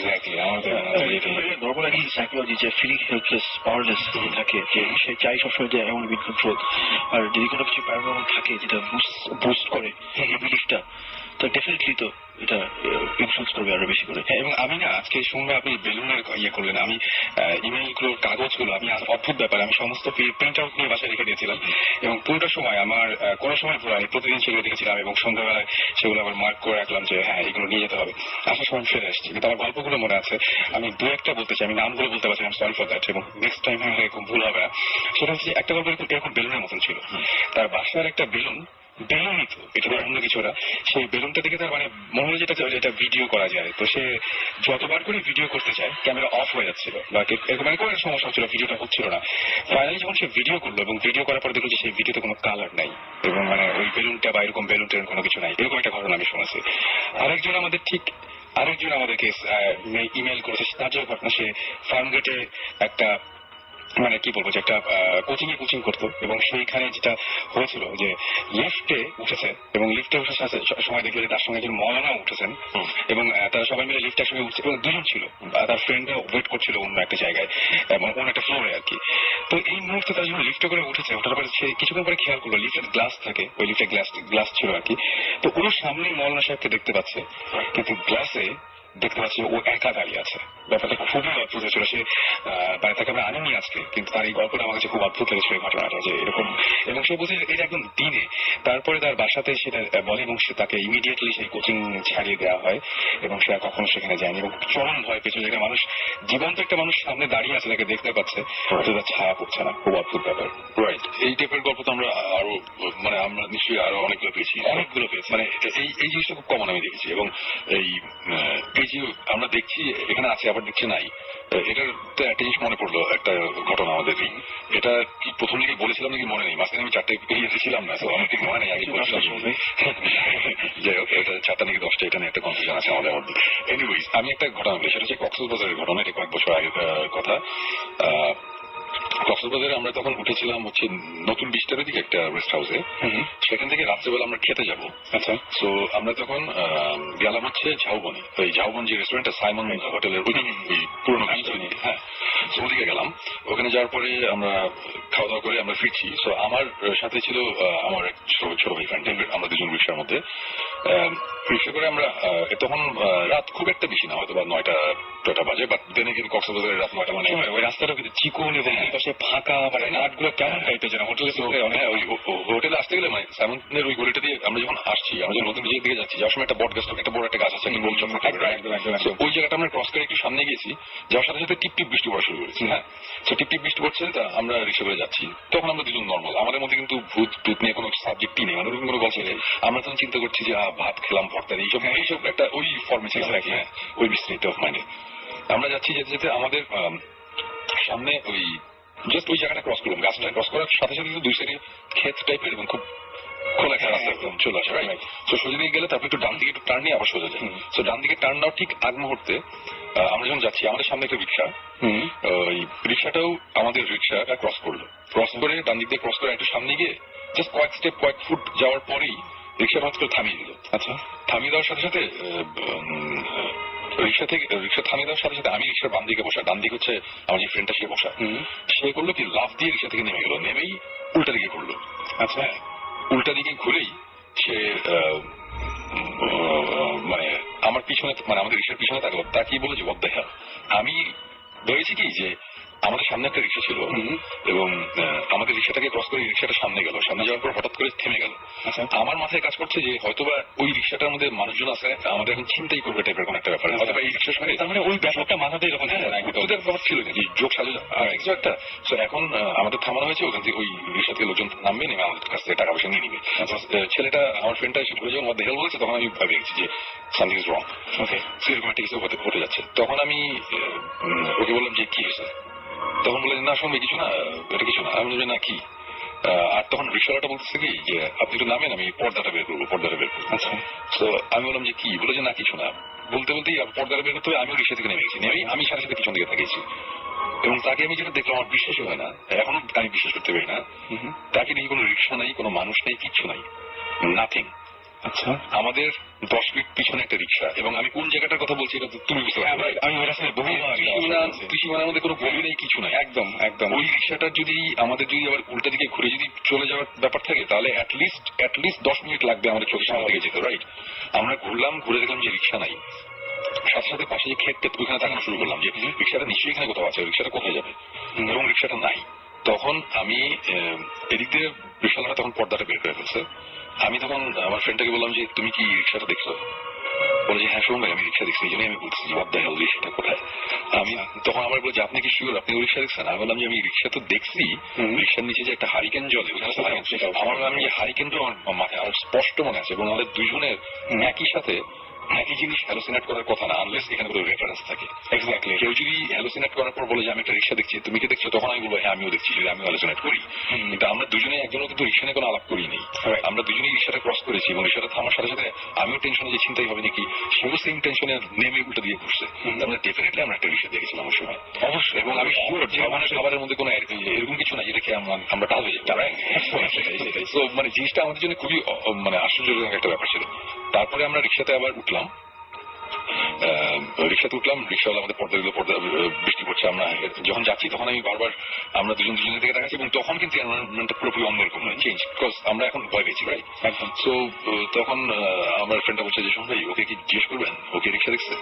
আমি তখন বললাম কি যে দেখো এখন ব্যাপারটা এরকম লাগতেছে, আমরা কিছু জিজ্ঞেস করার দরকার নেই, আমরা হোটেলে যাই, হোটেলে যাওয়ার আগে কিছু জিজ্ঞেস করার দরকার নেই। দেখা যাচ্ছে এই রিক্সা শুধু আমরা গাড়ি শিখেছি, কোন সময় কি হয়। তো আমরা একটু টেনশনের মধ্যে ছিলাম। তারপরে রিক্সা যখন আমরা যখন গেটে থামলাম, তারপরে আমরা রিক্সা জিজ্ঞেস করলাম, যখন টাকা দিচ্ছি তখন বললাম আচ্ছা আমরা যখন ক্রস করতেছিলাম তখন এখানে কি তুমি কোনো রিক্সা দেখছো? তখন সে হাসে, বলে যে ওদের ভাষাটা একটু অন্যরকম। ওদের ভাষাতে বললো যে এই রাস্তা দিয়ে অনেক কিছু দেখা যায়, আপনারা তো রিক্সা দেখছেন, অনেকে রিক্সার অনেক ভয়ঙ্কর জিনিসপত্র দেখেছে। আমি তো এটা নির্দ্বিধায় নির্ভয়ে ওই রাস্তায় বহুবার যাওয়া আসা করেছে, সেইটাই। এবং আমি একটা SMS পড়তে তিশা, সে রাজশাহী থেকে লিখেছে, এবং আমি এটা পড়ছি এই জন্যই, রাজশাহীতে বলা হয়েছে মানে প্রচুর একসময় ঘোড়ার গাড়ি ছিল, এবং রাজশাহীতে অনেক বড় বড় কিছু বৌদ্ধভূমি আছে, মানে বৌদ্ধভূমি আছে, এটা হচ্ছে যে পুরো পদ্মার পাড়ে, তারপরে রাজশাহী ইউনিভার্সিটির, এবং ও মানে ইউনিভার্সিটি আমাকে এই ঘটনাটা অনেকে শেয়ার করেছে, অনেক স্টুডেন্ট SMS এর মাধ্যমে এবং সামনাসামনি শেয়ার করেছে যে ওইখানে দেখা গেছে একদম কিন্তু হল থেকে কিছু দূরেই গিয়ে বৌদ্ধভূমিটা, তো ওইখানে ম্যাক্সিমাম সময় যেটা দেখতে পেয়েছে কেউ কেউ, যেমন তিশা বলছেন যে তারা কয়েকজন দেখেছেন এরকম যে হলে ফেরার সময় রিক্সায় করে যে হঠাৎ করে রিক্সার পাটা ঘোড়ার পা, আবার অনেকে দেখেছে এরকম, এইটা আমি বহু জায়গায় শুনেছি, এবং অনেকে একসঙ্গে 3 বন্ধু মিলে কেউ দেখেছে যে হঠাৎ করে রিক্সা যাচ্ছে যেতে যেতে আপনি কথা বলছে, হঠাৎ করে পিছনে ঘুরে লোকটা তাকিয়ে দেখছে ও একটা ঘোড়ার মুখ, এবং সবকিছু ঘোড়ার রিলেটেড। এই জিনিসটা খুবই অদ্ভুত ব্যাপার। আমার একটা ফ্রেন্ড সেও বলেছে এরকম যে সে নাকি শুনছে যে অনেক লোক একসাথে প্যারেড করছে, এরকম সাউন্ড পায়। এই জিনিসগুলো একই ঘটনা একই লোকের মানে এক একজনের সাথে একই ব্যাপার বারবার করে কেন ঘটে, এরকম কিছু ব্যাপার আছে। মানে এখানে যদি সুপারন্যাচুরাল কোনো একটা ব্যাপার থাকে, আমি যেটা বলবো যে এখানে ওই যে স্পিরিটটা বলি বা জিন বা যেটাই বলি, যেটাই এক্সপ্লেন করুক, এরা যদি কেউ এখানে আসে তার হয়তো স্পেসিফিক একটা ফর্ম ধরেই আসে বারবার। এটা ওদের হয়তো কোনো একটা ব্যাপার আছে যেটা আমরা জানি না। আমি দেখেছি যে ফর্মেশনের ব্যাপারটা, এই যে ঘোড়ার পায়ের কথা বলতেই আমার একটা গল্প মনে পড়লো। এটা আরেকজন আমাকে বলেছে, এই ঢাকা চিটাগাং রোড, ঢাকা চিটাগাং রোড নিয়ে অনেক গল্প অনেকে বলে, অনেক মিথ আছে, অনেক কিছু আছে।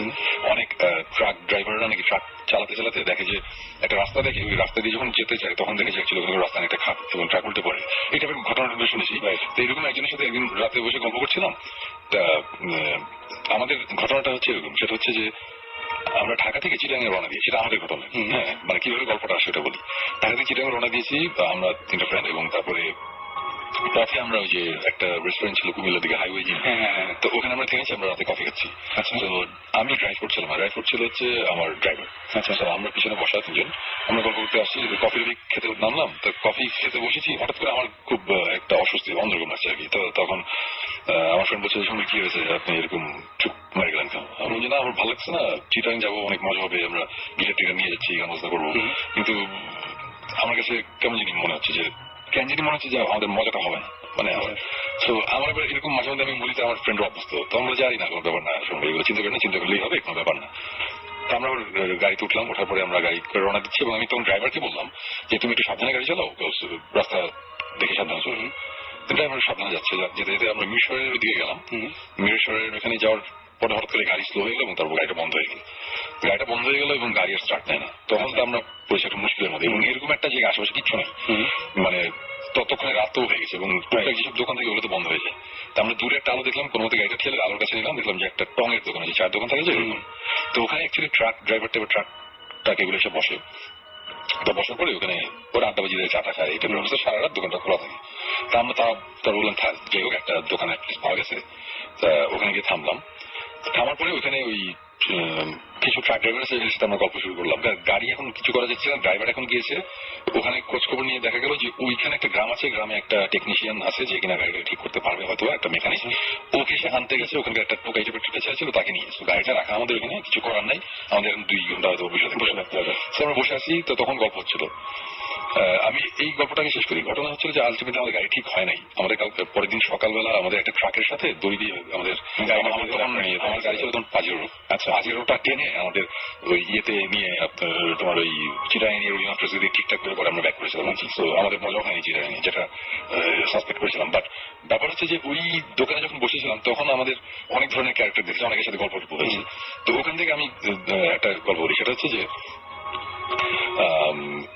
এক ট্রাক ড্রাইভারই তখন বলছিল যে এরকম রাস্তা নাকি এরকম হয়, এরকম আমরা রাস্তা দেখি, তারপরে খাদে চলে যায়, এরকম হয়েছে, কিন্তু ভাই আমরা কিন্তু কিছু খাই নাই, আমরা কিন্তু ডাল ছিলাম, এই টাইপের কথাবার্তা বলতেছে। আমরা ইউজুয়ালি কি এইসব চিন্তা করলে মনে করি সুস্থ ছিল, তো এগুলো কথাবার্তাতে একজন একটা গল্প বললো যে চায়ের দোকানের যে মালিক, সে তো তার তো অনেক গল্প শুনেছে। তো সে একটা গল্প বললো যে একটা ঘটনা নাকি এরকম, একবার তার এই দোকানেই একবার একটা গাড়ি, এই মাইক্রোবাস, একটা মাইক্রোবাস বেশি খুব ভয়ঙ্কর ভাবে থামছে অনেক রাত্রিবেলা। থেমে ভিতরে 3টা ছেলে, তারা দৌড়ে ভিতরে ঢুকে বলছে যে পানি দেন, পানি খাবো, এইটাই বারবার তাকাচ্ছে যে কেউ আসতেছে নাকি। তখন বলছে ভাই কোনো সমস্যা হয়েছে, চোর ডাকাত কিছু নাকি বলেন, মানে আমাদের লোকজন আছে, কোনো অসুবিধা নেই। তখন বলছে না কিছু না বলে ওরা খুব ভয় পেয়েছে। তারপর একটু পরে যখন কাম ডাউন করছে তখন তারা ওই ভদ্রলোক ওই লোক একটা গল্প বলছে, গল্পটা ছিল এরকম। তারা আসছিল হচ্ছে ইয়ে থেকে, কক্সবাজার থেকে তারা ঢাকা আসছিল। তো চিটাগাং পার হওয়ার পরে, চিটাগাং থেকে যখন ঢাকার দিকে আসছে তখন অনেক রাত। তো আসার সময় হঠাৎ করে তারা নাকি দেখে যে রাস্তার মাঝখানে, মানে রাস্তার পাশে একটা মহিলা দাঁড়িয়ে আছে, একটা মহিলা হাত নাড়ছে আর কি। 3টা ছেলে, তারা তখন গাড়িটা থামায় আর কি, যেহেতু একটা মহিলাই, তো এটা মানে চোর ডাকাত কিছু তো না, আমার একটা মহিলা গেছে, গাড়িটা থামানোর পরে বলছে যে আমি খুব বিপদে পড়ছি, আমাকে একটু আপনি একটু টাউনে নামাই দেন, হ্যাঁ আমাকে একটু সামনে কোনো একটা টাউনে নামাই দেন, আমি এখানে আটকা পড়ছি। তখন মানে মহিলাটা নর্থদের যে খুব পশ টাইপের, আবার একেবারে রাস্তারও না, মানে গ্রামেরও না, মানে একটা মাঝামাঝি বোঝা যায় যে কোন একজন মহিলা, ভদ্র মহিলা, তিনি বিপদে পড়েছেন, এবং গায়ে যে জামা কাপড় পরা আছে এগুলো নর্থদের যে বাইরে যাওয়ার জামা কাপড়, বাসার জামা কাপড়। হ্যাঁ, তো তারা তখন চিন্তা করলো যে অ্যাকচুয়ালি অনেক সময় অনেক সিচুয়েশন দাঁড়ায়, অনেক মহিলার পড়লে পরে হয়তো তার হয়তো এখন সে তোমার বাসা থেকে চলে যাচ্ছে বা কিছু একটা হয়েছে, তারা অনেক কিছু চিন্তা করেছে। বললো যে ঠিক আছে আসেন, বলে মাইক্রোবাসে গাড়ি সামনে তো একজন গাড়ি চালাচ্ছে, তার পাশে একটা ফ্রেন্ড, আর মাঝখানে যে সিট গুলো ওখানে একটা ছেলে বসেছে আর মহিলাটা বসেছে। তো ওরা গাড়ি স্টার্ট দিয়েছে, গাড়ি চলাচল হয়েছে।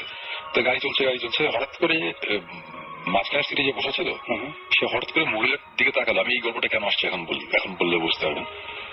মহিলার দিকে তাকিয়ে হঠাৎ করে মহিলার পায়ের দিকে তাকায়, যখন তাকানোর পর দেখে যে মহিলার পায়ে কোনো স্যান্ডেল ট্যান্ডেল কিছু নেই, খালি পা, এবং পাটা হচ্ছে হাঁসের মতন। পায়ের পাতাটা হাঁসের মতন। ওটা দেখে সে সাথে সাথে ভয় পেয়ে গেছে যে এটা কি দেখতেছি। তো এটা দেখেই তখন মহিলাটা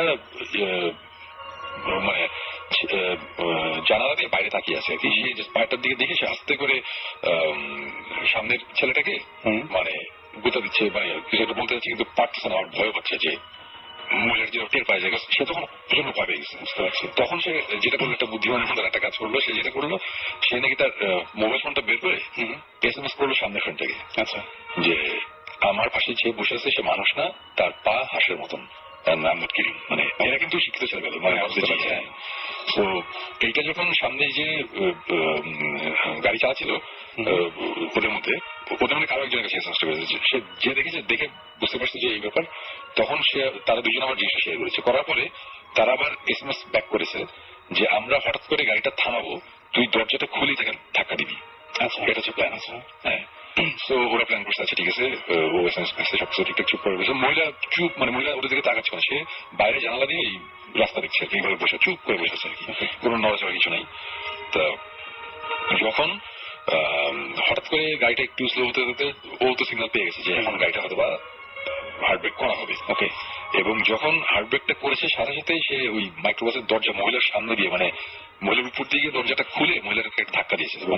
প্রথম ধাক্কাতে নাকি হয়নি, দুই ধস্তাধস্তি করে মহিলাটাকে ফেলা দিয়েছে। আচ্ছা, ফেলে দেওয়ার সাথে সাথে দরজাটা বন্ধ করে নেই, গাড়ি টান দিয়ে সোজা জোরে টানছে। এবং তারপরে ফ্রেন্ডটা উল্টো দিকে ঘুরেছে, উল্টো দিকে ঘুরে যখন দেখতেছে তখন দেখে যে মহিলাটা দৌড় ভয়ঙ্কর জোরে দৌড়ে তাদের দিকে আসছে, ওকে, এবং ভয়ঙ্কর জোরে, এবং তারা গাড়ি স্পিড বাড়াচ্ছে, মহিলা আসতেছে, আস্তে আস্তে গাড়ি অলমোস্ট ধরে ফেলতেছে।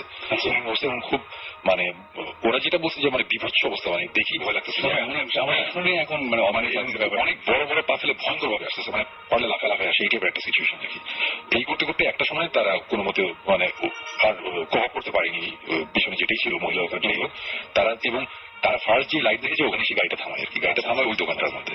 তো এটা ওইখানে আসার পরে তারপরে সারা রাত নাকি ছিল, ওরা নাকি সকাল হওয়া পর্যন্ত যখন মানে লোকালয়ে মানে লোকজন চলতে শুরু করার আগ পর্যন্ত নাকি তারা বেরি হয়নি এখান থেকে। এবং তারা নাকি সবাই ভয়ে, মানে তারা বললো যে আমরা এটা কি দেখছি।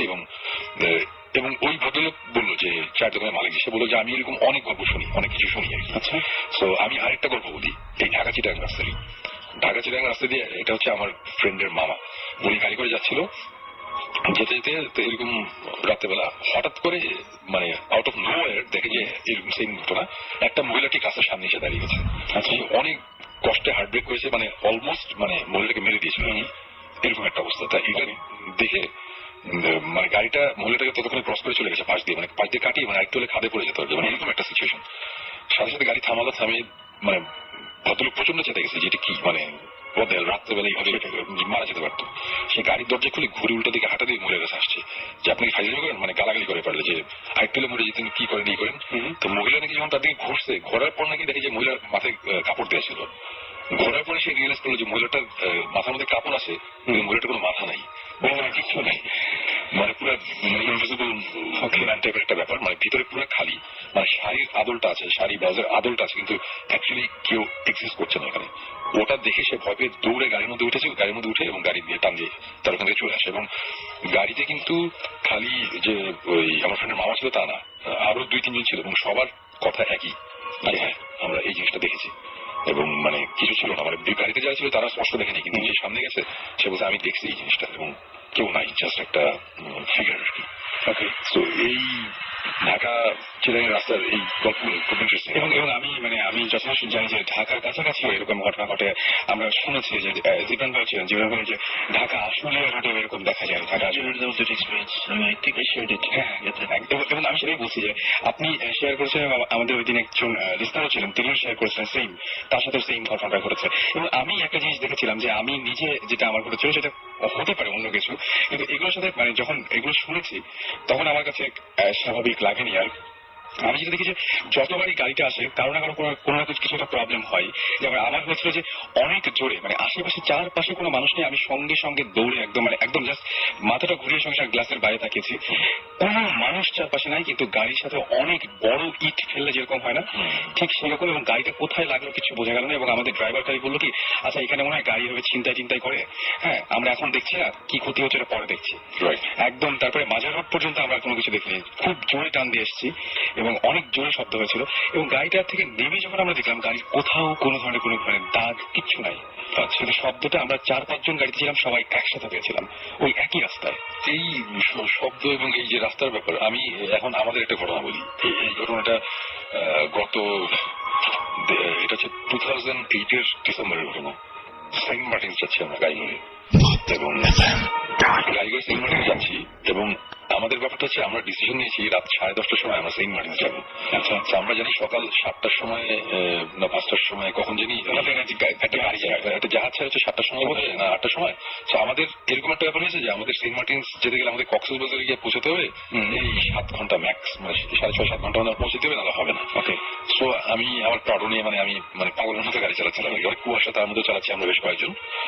তো চালিয়ে যাচ্ছি, যেতে যেতে আমরা কক্সবাজারের কাছাকাছি চলে গেছে আসার সময়। তো যেতে যেতে হঠাৎ করে রিয়েলাইজ করলাম যে আমাদের রোডটা আস্তে আস্তে ছোট হচ্ছে, মানে চিকন হচ্ছে আর কি, ন্যারো হয়ে যাচ্ছে। ন্যারো হতে হতে হঠাৎ আমরা একজন বললো যে শোন ভাই, রাস্তাটা এত ন্যারো হয়ে যাচ্ছে, ঢাকা মানে চিটাং থেকে কক্সবাজারের রাস্তা এত ন্যারো না, আপনি ঠিক রাস্তায় আসছেন তো? আমি তখন বললাম যে আমার একটু সন্দেহ হইতেছে, আমরা কি ঠিক রাস্তায় আসছি? আমরা তখন হঠাৎ করে একজন বললো যে শোনেন, কক্সবাজারে যাইতে গেলে লাস্ট মাথায় এসে একটা রাইট টার্ন নিতে হয়, শেষের দিকে লাস্ট কত 50 কিলোমিটার এর মধ্যে একটা রাইট টার্ন নিতে হয়, সোজা চলে গেলে কিন্তু কক্সবাজার যাওয়া যায় না। তখন ওই সাইনবোর্ডটা বসা নেই, এখন কিন্তু বসা দিচ্ছে কক্সবাজারের ডান দিকে একটা ইয়ে, তখন এটা ছিল না, এটা 2008-এর কথা। আমি রিসেন্টলি করছি, আমি লাস্ট 8 ফেব্রুয়ারিতে গেছি, তখন দেখেছি ওই সাইনবোর্ডটা, এটা হচ্ছে 2008-এর কথা। তো তখন আমি বললাম যে তাহলে বোধহয় ভুল হয়েছে, বাট আমরা একটু টু মেক শিওর আমরা একটু আগাই। এবং আমরা আরেকটু আগালাম, আগানোর সাথে সাথে আমরা একটা জায়গা পেলাম, সেটা হচ্ছে যে রাস্তাটা আরো চিকন হয়ে যাচ্ছে, ডান দিকে একটা রাস্তা চলে যাচ্ছে, ডান দিকে কোনাকুনি, আর সোজা একটা রাস্তা, সোজা রাস্তাটা আরো চিকন, এবং ওখানে বাজার টাইপের একটা জায়গা আর কি। কিন্তু তখন অনেক রাত, মানে বুঝতে পারছি আমরা রওনা দিয়েছি 10:30-11টার দিকে, সো ওই জায়গায় গিয়ে পৌঁছে যাচ্ছে তখন রাত অনেক রাত আর কি, বুঝতে পারি না। সো কোনো মানুষজন কিছু নাই, তো আমরা একটু সামনে গেলাম, সামনে যাওয়ার সাথে সাথে দেখলাম যে না, অ্যাকচুয়ালি আমরা মানে আমি অ্যাটলিস্ট বলতে গেছিলাম মানুষ আছে। ওইখানে ওই সোজা চলে যায়, আর ডান দিকে কোনো যে রাস্তাটা যায় ওইখানে একটা টনের দোকান টাইপের, যে চায়ের দোকান থাকে যে ওরকম টনের দোকানের সামনে কিছু যে চেয়ার টাইপের থাকে, কাঠের পাটাতন দিয়ে চেয়ারের মতন বসায়, ওরকম একটা টুলের মতন বেঞ্চ টাইপের, বেঞ্চের মতন, ওখানে দুটো ভদ্রলোক বসে আছে। আচ্ছা, মানে বয়স্ক লোক, ওদের মানে পুরাই কি বলবো, দাড়ি, বড় দাড়ি, মাথায় টুপি, ওকে, একেবারেই ভদ্রলোক, মানে বসা আর কি। তা আমি ওখানে গেলাম, গিয়ে আমাদের তো গাড়ি গেছে, গ্লাস নামালাম আর কি। গ্লাসটা নামাই বললাম যে আচ্ছা ভাই, কক্সবাজারের কোন দিকে যেতে হয়? আচ্ছা, আমি কথাটা ভুলই আমি বুঝছি যে আমি ভুল করছি, বিকজ আমার কেমন জানি লাগছে, মানে যে ওই ফিলিংটা আবার আসতে শুরু করছে। তো বলে আপনার কক্সবাজার যাবেন? আমরা বললাম যে হ্যাঁ। বলে আপনারা তো অনেক দূরে চলে এসেছেন, কক্সবাজারের দিকে না, আপনার গাড়িটা ঘুরে সরে চলে যান, যেতে যেতে একটা সময় বান্ধবী যেতে হবে। খুব সুন্দর, এবং কথাগুলো যে বললো না, খুব সুন্দর করে বললো, মানে একেবারে সুন্দর ভাষায় মানে সবকিছু বললো। আমরা জাস্ট ঘুরলাম, গাড়িটা নিয়ে আবার ঘুরলাম, ঘুরে আমি গ্লাসটা উঠে দিলাম। আমাদের ওই 2008-এর সময়, ওই সময় কিন্তু বেশ ভালো একটা ঠান্ডা ছিল, আমরা এয়ার কন্ডিশন, মানে আমাদের হালকা হিটার সারা ছিল, গ্লাস ছিল। তো গ্লাসটা উঠায় আমি যখন রওনা দিতেই আমি বললাম যে তোমরা কি গন্ধ পাচ্ছ কি? হ্যাঁ শুনবি, এটা কিসের গন্ধ? আমি বললাম যে এক্স্যাক্টলি এটা কিসের গন্ধ আমরা বুঝতে পারছি না, মানে আমাদের গাড়ির মধ্যে একটা গন্ধ চলে আসছে।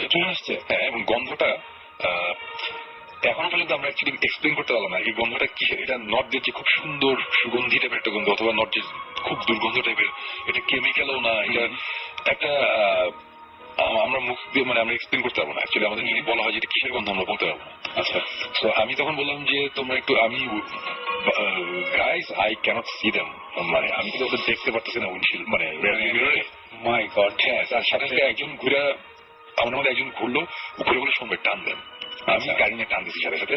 তারপর কি শুনবে পিছনে ওরা নাই, এরা নাই, মানে পুরো আমাদের ওই যে রিক্সা হারা যাওয়ার ঘটনার মতন ওই লোক দুইটা নেই।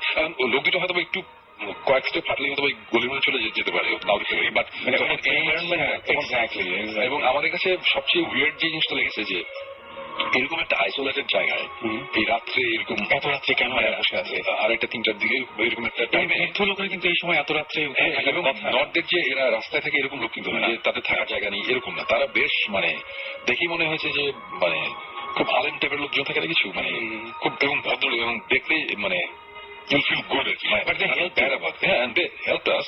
But যারাই হেল্প করুক, আমার মধ্যে এখনো কোশ্চেন আছে, আমার মধ্যে এখনো কোশ্চেন আছে যে আমরা যে জিনিসটা যা দেখেছিলাম এটা কি মানে আসলে মানুষ নাকি অন্য কিছু, এই জিনিসটা মানে অতটা ভয়ের কিছু না হলে আমাদের খুব ইন্টারেস্টিং একটা ঘটনা আর কি। সেটাই, আমরা একটা ব্রেকে যাবো।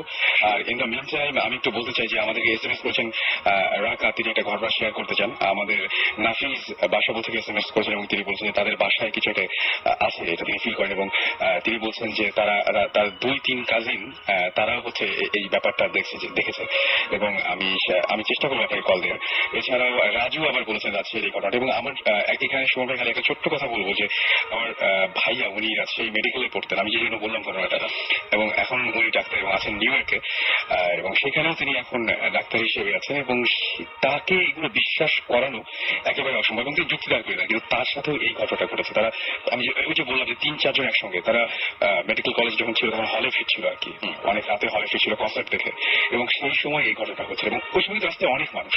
এবং সে বলছে আমাদের জাস্ট হলের কাছে নিয়ে আসার পর যখন দেখলাম যে ভাড়া দিব, রিক্সা ভাড়া দিব, যখন বললাম যে মামা কত দিব, ঠিক সেই সময় যখন ঘুরে থাকলো তখন দেখলাম যে একটা মানুষ তার মুখটা ঘোরার মতো এবং যেদিকে পারে সেই দিকে দৌড়ালো এবং মানে অদ্ভুত ব্যাপারটা। এবং একসময় ওই সময় খুবই কনসার্ট হতো এবং অনেক রাত পর্যন্ত হতো। এই ঘটনাটা তারা কয়েকজন বন্ধু একসঙ্গে দেখেছিল। এখন যখন আমি বলি তখন হ্যাঁ ওটা হয়তো ভুল হচ্ছিল বা আমরা হয়তো একেবারেই ভুল দেখেছিলাম বা মনে নাই সমস্ত বয়স, কিন্তু ব্যাপারগুলো এরকম তার সাথে ঘটেছিল এবং খুবই অদ্ভুত। এবং রিজু আমাদের SMS করেছেন কাছে থেকে এবং তিনি বলছেন যে তিনি একজন উইটনেস এবং তার সাথে এই ঘটনাটা ঘটেছে। এবং যাই হোক আমি কিছু নাম পড়ে ফেলতে চাই। আমাদেরকে SMS করেছেন মোখলেসুর, আমাদেরকে SMS করেছেন সৈকত, আখি, জনি, হাসিব, নাফিজ, মামুন, SMS করেছেন ফাহিমা, সাগর, SMS করেছেন শাহান, শাকিল, নাফিজ, স্মৃতি, এছাড়াও মহসিন, কৌশিক, মিতু সহ আরো অনেক নাম পড়তে পারছি না। যারা এখন SMS করছেন তারা শাউট লিখে স্পেস দিয়ে আপনার নাম লিখে স্পেস দিয়ে আপনার মেসেজ লিখে পাঠিয়ে দিন 940 নম্বরে। আর যারা আমাদের ইমেল করতে চান তারা vootfm@radio50.fm SMS করে পাঠিয়ে দিন আমাদের কাছে। আমরা ফিরে আসবো একটু পরে, আপাতত একটা গান শুনে আসবো আমরা। এবং গান তো এখন তো গান যেতে পারি তো আমরা একটা গান শুনে আসি। এবং এখন যে গানটা শুনবো সেটা হচ্ছে একটা গান, সেটা হচ্ছে টেক আ পিকচার। চলুন শুনে আসি গানটি। ওকে, জীবন ভাই অনেক পছন্দের একটি গান, তো আমরা শুনে আসি গানটি।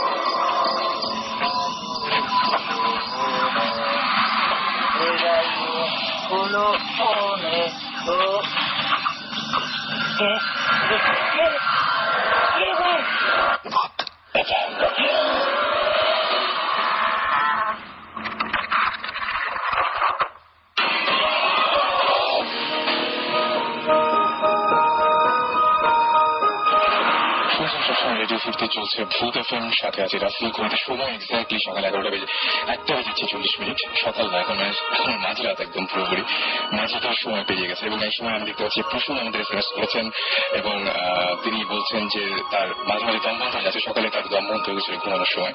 এবং অনেকে বোবা ধরনের ব্যাপারটা অনেকে শেয়ার করেছেন। রিমা আমাদের SMS করেছেন, শাফি SMS করেছেন অতুল, অপু, সোহাগ SMS করেছেন, অনিক, আল মামুন, রাজকন্যা SMS করেছেন, শুভ, অনিক SMS করেছেন আমাদেরকে, এছাড়াও প্রিন্স, রথি, শারাফাত SMS করেছেন, নাফিসা এবং ব্লেজ, রূপম সহ আরো অনেকে। আমরা সবার SMS আগে পড়ার চেষ্টা করবো, আসলে বুঝতে পারছি না যে পড়া আজকে যাবে কিনা সবগুলো, তবে আমরা আপনাদের SMS গুলো সযত্নে রেখে দেবো এবং যদি সময় থাকে তাহলে অবশ্যই আগামী সপ্তাহে বলবো। সময় বের করে ফেলবো। আর আজকে আমরা আসলে বেশি মজা পাচ্ছিলাম এবং অনেক অদ্ভুত লাগছিল সুমন ভাইয়ের অনেক গল্পগুলো শুনতে এবং এখনো অনেক ঘটনা আছে, সেই ঘটনাগুলো আমরা আজকে শুনি একটু। আজ অনেকে SMS এর মধ্যে বড় করে গল্প লেখার চেষ্টা করছেন, তাদেরকে বারবার করে বলবো যে ভূত FM এর একটা ইমেল অ্যাড্রেস আছে, সেটাতে আপনার ইচ্ছা করলে ইমেল করতে পারেন। সেটা হচ্ছে vootfm@radio50.fm। আমরা আবারও সুমন ভাইয়ের কাছে আছি। সুমন ভাই, হ্যাঁ, আবার আমরা ফিরে আসলাম। সো আবার এই গল্প বা ঘটনার দিকে যাওয়ার আগে আমি জাস্ট ছোট্ট দু একটা ইনফরমেশন দিতে চাই, যেটা নিয়ে অনেক মানুষের কিছু কনফিউশন হয়। আজকে আমরা আলাপ করছিলাম, সেটা হচ্ছে আমাদের যে টিভি সিরিজটা আছে ভূতিস নামে আমাদের একটা টিভি শো আসছে, এটা আপনারা অনেকেই জানেন। এবং এই ভূতিস টিভি সিরিজের মধ্যে আমাদের একটা টিম আছে, ভূতিস টিম। আমরা যারা এইসব সো কল্ড রিমার্ড হন্টেড প্লেসেস গুলোতে আমরা যাই এবং আমরা চেষ্টা করি কিছু একটা বের করতে, যে আদৌ এখানে কিছু আছে নাকি। আপনারা যারা এক্স চ্যানেলে ঘোস্ট হান্টার্স দেখেছেন, এটা কিছুটা ওই ধরনের একটা বাংলাদেশি টিভি শো, যেটা মোস্ট প্রবলি অন এয়ার হবে ডিসেম্বর থেকে বা নভেম্বরের এন্ডেও হতে পারে, আমরা এখন শিওর না কবে হবে। বাট এই ভর্তি টিমে আমি, জিবরান, সাকিব আছি, উর্মিলা নামে একটা মেয়ে আছে, এবং আমরা এগুলো করছি। অনেকেই আমাদের কাছে অনেক ধরনের ইমেইল, ফোন কল, SMS পাঠাচ্ছেন যে আমি ভর্তি টিমে জয়েন করতে চাই। অ্যাকচুয়ালি ব্যাপারটা হচ্ছে যে অ্যাকচুয়ালি আমরা কিন্তু we are not looking for to have more members in ভর্তি টিম। ভর্তি টিমে অ্যাকচুয়ালি আমরা ইনফ্যাক্ট আমরা যখন কোনো একটা লোকেশনে যাই, আমরা চেষ্টা করি যত কম মানুষজন নিয়ে যাওয়া যায়। বিকজ প্রথম দিকে যে ব্যাপারটা একটু ফান ছিল, মজা ছিল, বাট তারপর আমরা অনেক লোকেশনে যাওয়ার পর, কিছু কিছু জায়গায় যাওয়ার পর, কিছু কিছু এক্সপিরিয়েন্স হওয়ার পর আমরা বুঝলাম যে এটা অ্যাকচুয়ালি আর আগের মতন ফান না, এখানে অনেক সিরিয়াস ব্যাপার আছে এবং অনেক সময় জায়গাগুলো অনেক রিস্কি হয়। যে কারণে আমরা এখন যেটা, যখন আমরা শুটিং এ যাই, আমরা চেষ্টা করি যত কম মানুষ নিয়ে যাওয়া যায়। তো যেই কারণে আমরা অ্যাকচুয়ালি, আপনারা যারা ভর্তি টিমে জয়েন করতে যাচ্ছেন তাদের আমি বলবো যে আমাদের টিমে জয়েন করার একমাত্র হচ্ছে টিভিতে শোটা দেখা এবং প্রত্যেক শুক্রবার এই রাত্রেবেলা ভূত এফএমটা শোনা।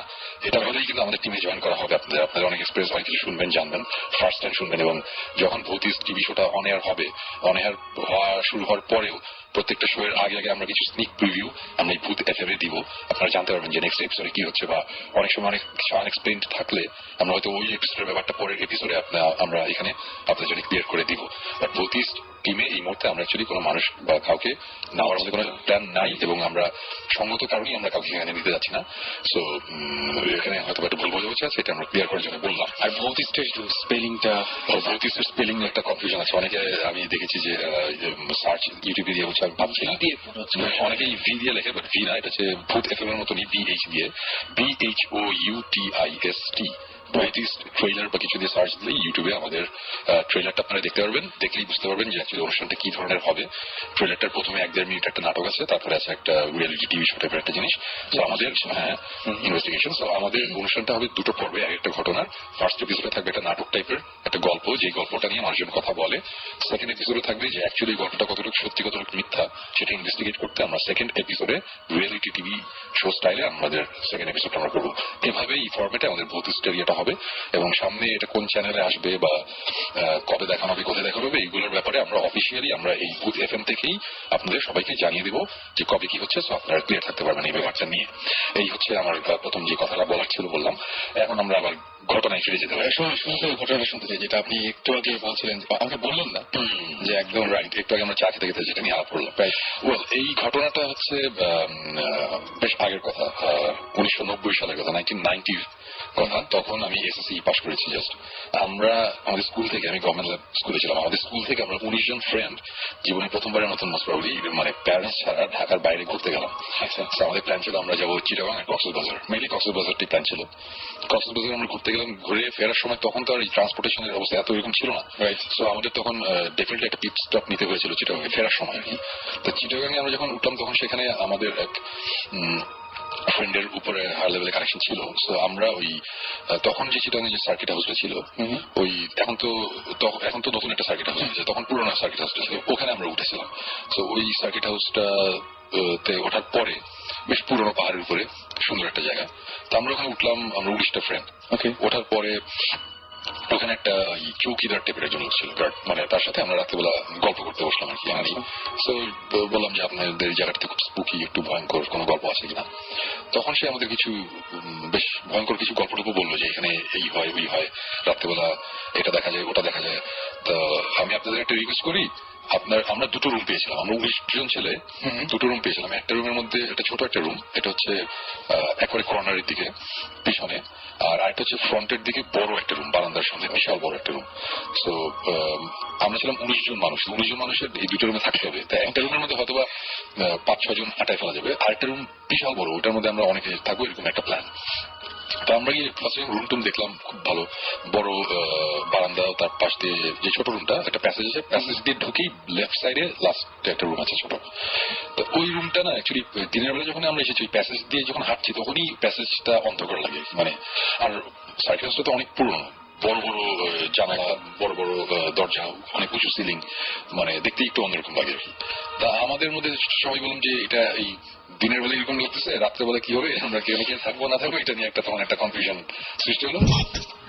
যেটা হলো দেখা গেল যে ওই চৌকিদারের সাথে গল্প করার পরে চলে যায়, আমাদের একটা কথা বললো। সে বলে যে আচ্ছা ভাইয়া আপনারা তো এখানে আছেন, আপনাদের একটা কথা বলি, কিছু মনে করেন না। আমি বললাম যে না বলেন, কোনো অসুবিধা নেই।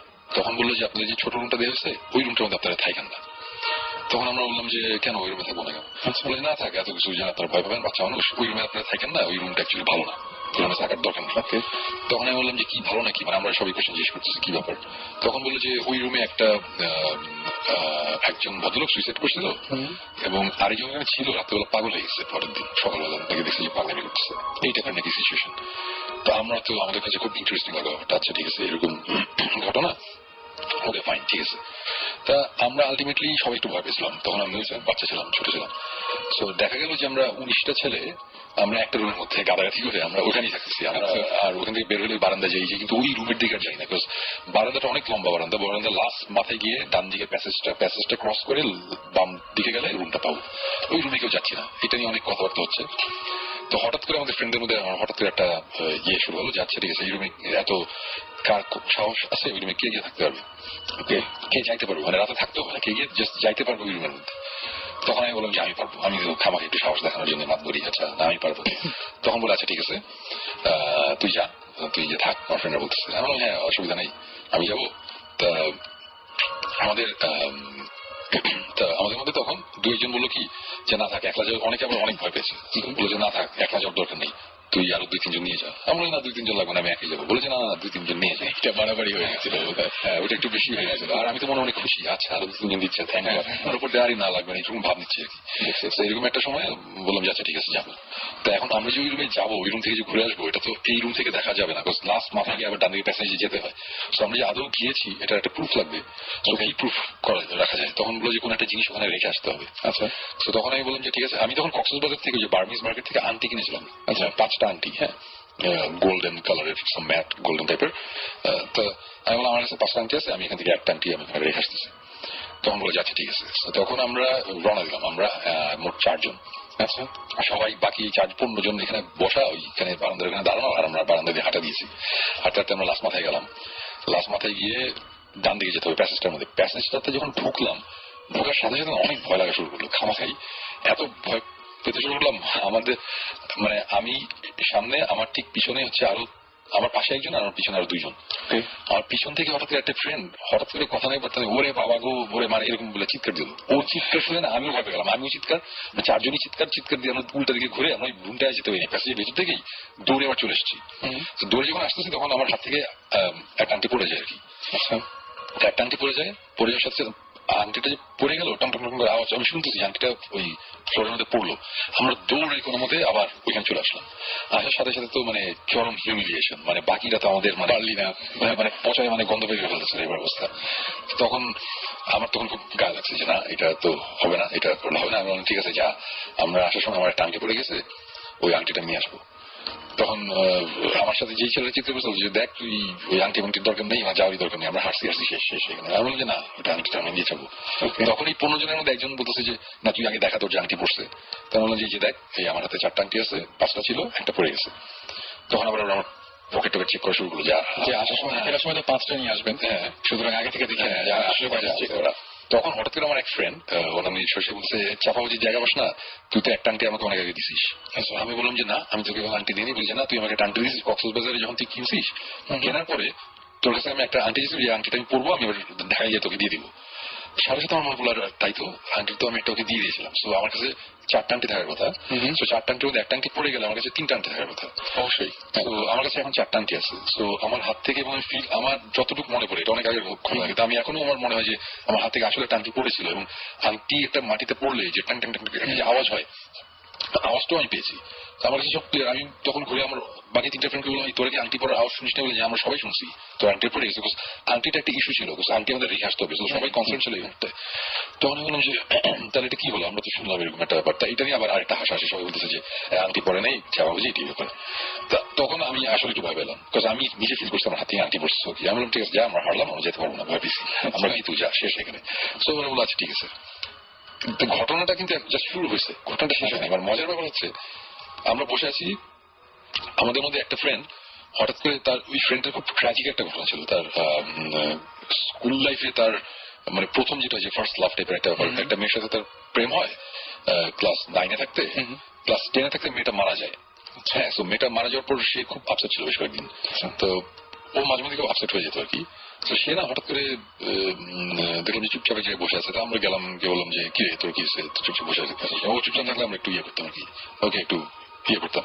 তো যাওয়ার পর তখন বলছে যে না আসলে মনটা অনেক খারাপ লাগছে, খুব আপসেট লাগছে, খুব ডিপ্রেস লাগতেছে এই টাইপের। তখন তো আমরা যে আপসেট ডিপ্রেস এগুলো বুঝতাম না, মানে আমাদের মন খারাপ লাগছে, রাইট। এবং এতক্ষণ পর্যন্ত পার্টিসিপেট করেনি আপনাদের সাথে কোনো কিছুতেই? না, এতক্ষণ পর্যন্ত আমাদের সাথে ছিল, ওই কমিশনের মধ্যে আছে সবকিছু। মানে এই ঘটনার পরে আমরা, আচ্ছা এটা এই ঘটনা হাফ অ্যান আওয়ার 1 ঘন্টা পরে। আচ্ছা আচ্ছা আচ্ছা। সো তখন আমি তাকে বললাম যে কি ব্যাপার, তখন বলে যে না আমার একদম ভালো লাগতেছে না, আমার খুব খারাপ লাগতেছে বলে দেখলাম যে তার চোখ দিয়ে পানি টেনে পড়তেছে। তখন আমি বুঝলাম যে ব্যাপারটা সিরিয়াস, সে আসলে অনেক আপসেট, সে কাঁদতেছে। সো তখন ওকে আলাদা করে ডেকে জিজ্ঞেস করলাম, মানে অন্যান্য ফ্রেন্ডের মিলে, যে কি হয়েছে বল। তখন বললো যে দোস্ত আমার ভালো লাগতেছে না, আমার মনে হচ্ছে এই বাইশে থেকে কোনো লাভ নেই, আমার বাঁচতে ইচ্ছে করতেছে না, আমার মনে হচ্ছে মরে যাই। আচ্ছা। তো এটা যখন বলছে না, সাথে সাথে আমাদের মধ্যে একটা জিনিস স্ট্রাইক করছে। চৌকিদার একটা কথা বলছে যেখানে একজন সুইসাইড করছে এই টাইপের ব্যবসা করে। সে হঠাৎ করে বলতেছে সে বাঁচা তার কোনো কারণে সে মরে যেতে চায়, এরকম কথাবার্তা বলছে। তাই না, আমরা তখন একটু ইয়ে হয়েছি। মোস্ট অফ দ্য পিপল পাত্তা দেয়নি। আমরা যে 3-4 জন শুনছি আলাদা নিয়ে, তার মধ্যে আমি ওর ঘটনাটা জানতাম, আমার আর 2টা ফ্রেন্ড জানতো। সো আমরা অ্যাকচুয়ালি 3 জন কনসার্ন ওই ছেলেটাকে নিয়ে। জানি যে ওর লাইফে একটা খুব ট্র্যাজিক একটা ঘটনা অলরেডি ঘটেছে এবং সে এখন আপসেট, সে বাঁচতে চায় না, এটা কথা বলতে বলতো। স্যার তখন তো আমরা বাচ্চা অ্যাকচুয়ালি, ক্লাস মাত্র তখনও এসএসসি রেজাল্ট দেয়নি। সো আমাদের কাছে একটা অনেক বিগ ডিল ছিল যে এরকম একটা ছেলে একটা কথা বলতেছে। সো তখন আমি অন্যদের ডেকে বললাম যে দেখ ওর সাথে সাথে থাকতে হবে, একটু খেয়াল রাখতে হবে যাতে ঠিকঠাক থাকে, যাতে উল্টাপাল্টা কিছু না করে। সো এরকম অবস্থাতে একটা সময় মোস্ট অফ দ্য ছেলে পেলে ঘুমাই গেছে আমাদের ফ্রেন্ডরা। আমরা যে 3-4 জন জায়গা গেছি, আমার মানে আমাদের সবাই ঘুম পাইছে, বাট আমরা ঘুমাচ্ছিলাম, আমরা জেগে আছি। ও আবার উল্টাপাল্টা কিছু না করে, এরকম একটা মানে একটা সময় দেখলাম যে আমরা বসে আড্ডা দিতেছি, সে দেখলাম যে একটা কি জিনিস লিখছে কাগজের মধ্যে, মানে একটা খাতার মধ্যে একটা কিছু লিখছে। তা আমি ওটা অনেকক্ষণ ধরে নোটিস করতেছি। তা আমার একটু সন্দেহ হয়েছে আমাদের ফ্রেন্ডের। হঠাৎ করে আমরা গিয়ে বললাম যে কি লিখিস, ও তখন দেখা না যে না কিছু না, কাগজটা ছিল পকেটের মধ্যে ঢুকে গেছে, না দেখা। এবং তারপর আমরা জোর করে ওর পকেট থেকে আমরা কাগজটা বের করছি এবং কাগজটা বের করার পর দেখলাম যে ওখানে একটা সুইসাইড নোট লেখা। ও মাই গড। তখন suicide note serious, not that যে লোক দেখানো কাগজটা লিখছিল তা না, সে লুকিয়ে লুকিয়ে লিখছিল, আমরা দেখে ফেলেছিলাম, রাইট। সো ওইটা দেখে তখন আমরা প্যানিক করা শুরু করছি যে এটা কি হচ্ছে, এরকম হচ্ছে। এই তো কিছুক্ষণ আগে ভালো ছিল, আমরা 3 দিন কক্সবাজারে ঘুরলাম, totally fine, everything was okay, but now what happened. So আমরা একটু টেনশনে ছিলাম। তারপরে এরকম সিচুয়েশন হয়েছে, সে বলেছে কি যে আমি বাথরুমে যাবো। আমি বলছি যে না তুই বাথরুমে যেতে পারবি না। পুরোনো সার্কিট হাউসটার বাথরুমের জানালাতে কিন্তু কোনো শীত নাই, অনেক বড়। এখন ওই সার্কিট হাউস একটা মিউজিয়াম হয়ে গেছে। হ্যাঁ, তো এখন অন্য একটা সার্কিট। তো ওই সার্কিট হাউস যারা মিউজিয়ামে গেছে তারাও জানে যে বাথরুমের পিছনে কোনো শীত থাকে না, জানালায় কোনো শীত নাই, বিশাল বড় জানালা। এবং ওখান থেকে পাহাড় মানে বেশ নিচু আর কি, ওখান থেকে যদি লাফ দেয় এখন নির্ঘাত মৃত্যু। সো আমরা তখন ভয় পাওয়া শুরু করেছি যে সে আদৌ বাথরুমে যাচ্ছে নাকি, সে কি করতে যাচ্ছে। তখন আমরা বললাম যে না তুই দরজা খোলা রাখ, তুই যাই দরজা খোলা রাখতে হবে। এবং আমরা আমাদের 2জন ফ্রেন্ড গিয়ে বাথরুমের জানালার দিকে মুখ করে দাঁড়িয়ে ছিল, সে বাথরুমে থাকা অবস্থা। মানে এরকম সিরিয়াস ব্যাপার হয়ে গেছিল। তারপরে সে কতক্ষণ পরে আইসা আমরা বসলো, আমাদের সাথে আমরা বসলাম। আমরা তখন কার্ড খেলা শুরু করলাম। হ্যাঁ, ওই ছোটবেলা না ঘুমানো, আমরা কোনো অবস্থায় ঘুমানো যাবে না, কারণ তখন এরকম জেগে থাকার এরকম অভ্যাস ছিল না। আমরা অলরেডি আমাদের ফ্রেন্ডদের অলরেডি ঘুমিয়ে মানে 12টা অবস্থা। সো আমরা জেগে আছি, ও বসে আছে। একটা সময় সে উঠে গিয়ে বসলো হচ্ছে দরজার পাশে, আর একটা সোফা আছে দরজার কাছাকাছি, একটা সোফায় সোফা থেকে বসলো। আর তার পাশে মাটির মধ্যে বসে, আমরা কার্পেটের মধ্যে বসে আমরা কার্ড খেলছিলাম। তা এই মেইন দরজাটা দিয়ে যদি আমরা বের হই, এটা হচ্ছে পুরো সার্কিট হাউসটার ফ্রন্টাল একটা রুম আর কি। হ্যাঁ, দরজাটা খুললেই বিশাল বড় বারান্দা, এবং বারান্দার পরে হচ্ছে অনেক নিচু, মানে পাহাড়ের উপরে তো অনেক নিচু। ওইখান থেকে কেউ যদি পরে মানে একবার শেষ আর কি, চ্যাপ্টা হয়ে যাবে, এরকম একটা অবস্থা। হ্যাঁ, সো আমাদের একটু ভালো লাগছিল যে কি ব্যাপার কি হবে। তা একটা সময় আমরা কার্ড খেলছি, হঠাৎ করে আমরা রিয়েলাইজ করলাম যে রুমের লাইটটা অফ হয়ে গেছে। মানে কয়েক সেকেন্ডের মানে খুব ফাস্ট জিনিস হয়েছে, রুমের লাইটটা অফ, রুমের দরজাটা খুলে গেল এবং কেউ একজন দৌড় দিয়ে মানে একজন বের হয়ে যাচ্ছে। আমরা তো তখন বয়স কম, মানে আমরা বুঝতে পারছিলাম না, আমাদের কিছু টাইম লেগেছে বুঝতে। এবং যখন রিয়েলাইজ করেছি যে ছেলেটা মানে আমাদের ফ্রেন্ডটা অ্যাকচুয়ালি লাইটটা বন্ধ করেছে যাতে আমরা গিয়ে তাকে ধরতে না পারি। মানে এরকম একটা স্টেট অফ মাইন্ডে সে আবার কিন্তু খুব ক্লিয়ারলি চিন্তা করছে যে আমি এখন লাইটটা অফ করবো, আমি দরজাটা খুলবো, খুলে আমি দৌড় দিয়ে আমি কয়েকটা স্টেপ দিয়ে লাফ দিলে আমি নিচে পড়বো। মানে ব্যাপারটা কিন্তু অনেক ভয়ঙ্কর ছিল। এবং আমরা দৌড়ে যখন বের হয়েছি চিৎকার করতে করতে যখন বারান্দায়, ততক্ষণে আমাদের ফ্রেন্ডের হাফ বডি এর বাইরে রেলিং এর ওপাশে। আচ্ছা, আমরা কোনো মতে ঝাঁপিয়ে আমরা দুইজন, আমাদের দুজনের ফ্রেন্ডের মধ্যে দুজনকে আমরা ঝাঁপিয়ে আমরা ওর বডির হাফ অংশ আমরা শার্ট প্যান্ট হাতটা ধরার চেষ্টা করছি। সে খালি চিৎ করছে আমার ছেড়ে দেয়। আচ্ছা, এবং তারপরে ওরে ধরে আমার এক ফ্রেন্ড ছিল, সে ধরে বল কেঁদে দিচ্ছে, কাঁদতে কাঁদতে বলছে তুই এটা কি করতেছিস, তুই এটা কি করতেছিস। হঠাৎ করে না সে খুব স্টিফ হয়ে গেছে, স্টিফ হয়ে গিয়ে তারপর সে হচ্ছে সে চিৎকার করতেছে ভাই আমাকে ধর আমাকে ধর। আমরা টাই না কোনো চেঞ্জটা তখনই চলে আসে, সেকেন্ডের মধ্যে চেঞ্জ হয়েছে এবং ততক্ষণে আমাদের ফ্রেন্ড যারা ঘুমাইছিল ওরা উঠে গেছে, ভয়ঙ্কর চিৎকার চেঁচামেচি হয়েছে। মানে আমরা উঠায় কোনো মতে টাই না তাকে আবার আমরা রেলিং এর এই সাইডে বারান্দার মধ্যে নিয়ে মাটিতে ফেলেছি। মাটিতে ফেলানোর পরে ছেলেপেলেরা শক্ত করে ধরে খামচিরা যে টান দিয়ে আমরা যে রুমের মধ্যে ঢুকেছি যে মানে এটা কি হচ্ছে এখানে। তারপরে সে তখন মানে মোটামুটি ভয় মানে অন্যরকম, মানে সে পুরোপুরি ডিসওরিয়েন্টেড। মানে আমরা তখন আমার ফ্রেন্ডরা তখন বলতেছে যে তুই এটা কি করতেছিলি, দোস্ত আমি জানি না, আমি আসলেও জানি না, আমি ওইখানে কেন। সেটাই বলে যে তুই তোর ওর মানে ওই জিনিসটা যদি তোমরা দেখতে মানে ওর বডির হাফ ওই সাইডে এবং সে ওই সাইডে ঝুলছিল, মানে এই সাইডে যদি 2-3 জন না ধরতো সে কিন্তু মারা যায় একদম। এবং তাকে টাইনে নিয়ে আসা হয়েছে এবং আয়না ওকে রাখার শান্ত করার পরে ইয়েটা করা হয়েছে ওই সাইকেলের জন্য যে গার্ডটার থেকে ওদেরও নিয়ে আসা হয়েছে। কি হয়েছে না আমরা তো আর অত ডিটেল বলিনি, তাহলে হচ্ছে না যে একটু মাইন্ড করছে ঝগড়া করছে, মানে আমরা বলে কোনো মতো জিনিসটা কাটা দিছি। 19টা ছেলের একটা ছিল আমরা সারা রাতের ঘুমাইনি, আমরা সারা রাত জেগেছিলাম। সকাল হওয়ার পরে আমরা সোজা মানে আমরা সবকিছু হওয়ার পরে সোজা আমরা বাসে ওঠার পরে আমরা ঘুমাইতে গেছি, আমরা ঘুমাইতে পারিনি ওই টেনশনে। সো আজকে এরপরেও ওই ফ্রেন্ডের সাথে অনেকই কথা বলছে এবং ওই ফ্রেন্ড এখনো অ্যাকচুয়ালি আমাদের কোনো লজিক্যাল কোনো এক্সপ্লেনেশন দিতে পারেনি যে সে কি হয়েছিল এবং সে কেন কি সুমন ভাই কিছু ফিল করেছিল, মানে যে ভেতরে বা এরকম কিছু এরকম কোনো কিছু তার কথা বলে। সবচেয়ে মজার ব্যাপার হচ্ছে তার কিছু মনে নেই। সবচেয়ে ইন্টারেস্টিং ব্যাপার তার মানে সে বলছে যে আমি কখন, আপনারা সবাই দেখেছেন যে জিনিসটা সেটা তার মানে তার মনে আছে হচ্ছে ইয়ে পর্যন্ত ওই লাইট নেভানোর আগ পর্যন্ত।